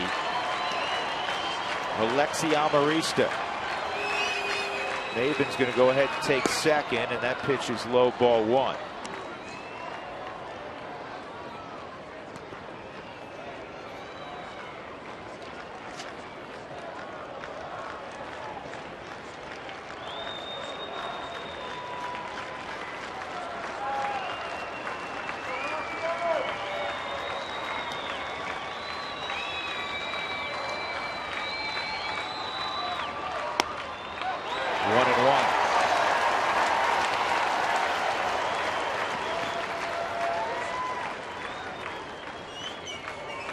Game gets extended. Mark Kotze has come out in the on-deck circle for Bud Black.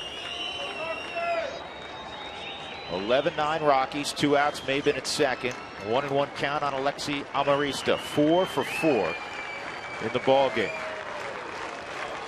And now he's 5 for 5. Maven's going to score, and it's a 1-run game.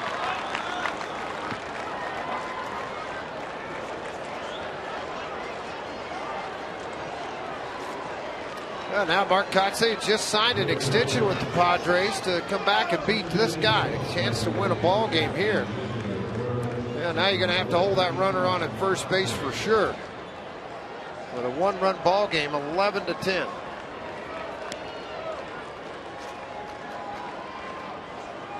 That's why it's an often debated strategy with the 2-run lead to just give up the base. Well, I never have liked that, because now you get a base hit, he scores. What if you get a double? Now you got another base hit and score again. I just never been a big fan of that. Kotze with a base hit to right. Amarista will stop at second. Tying run is there.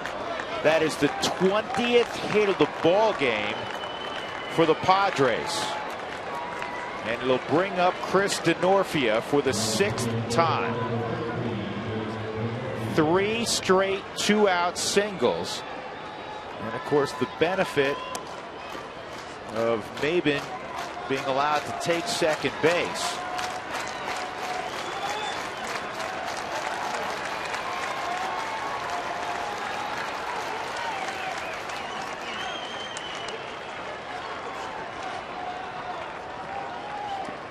DeNorfia, an RBI single in the 4th, 1 for 5.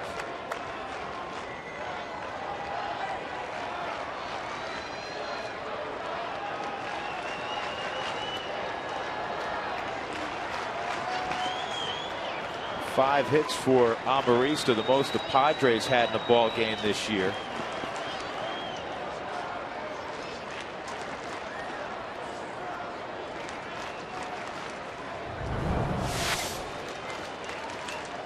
Yeah, not very happy right here. You know, hoping that would end it all right there. Bet scored a base hit, giving up, and not happy to see it happen.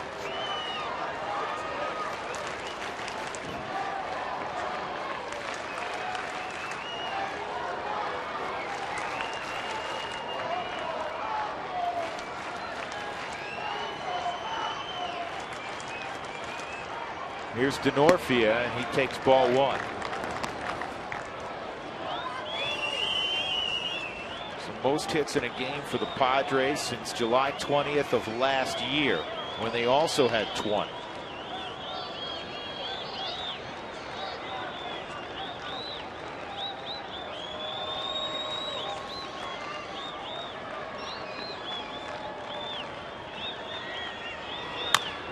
Chopped up the middle. Rutledge grabs it, fires, gets his man. And the Rockies win it 11-10. They survive a scare in the 9th inning. Betancourt gets the save. And San Diego's left shaking their heads.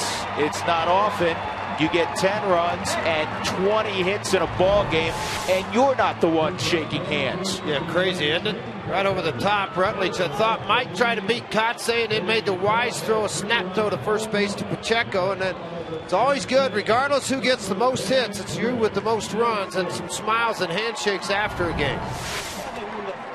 Chris Nelson's 3-run home run to give the Rockies the lead. An enormous blow as the Rockies had a 4-run lead. Then they had a 2-run deficit, and they survive 11-10. 4-2 homestand. They cool off the Padres, who are the hottest team in the National League, by taking 2 of 3. Today's Deliver the Game brought to you by Jimmy John's, America's favorite sandwich delivery guys. Chris Nelson's 3-run home run to center field erased a 2-run deficit, gave the Rockies the lead. One they would not relinquish. Visit JimmyJohns.com to find a location near you. And the Rockies win on the most difficult day of the year for them to win the last couple of seasons, Sunday. 11-10 the final. The Rockies have defeated the Padres. Plenty to talk about in the Toyota postgame show. It is up next.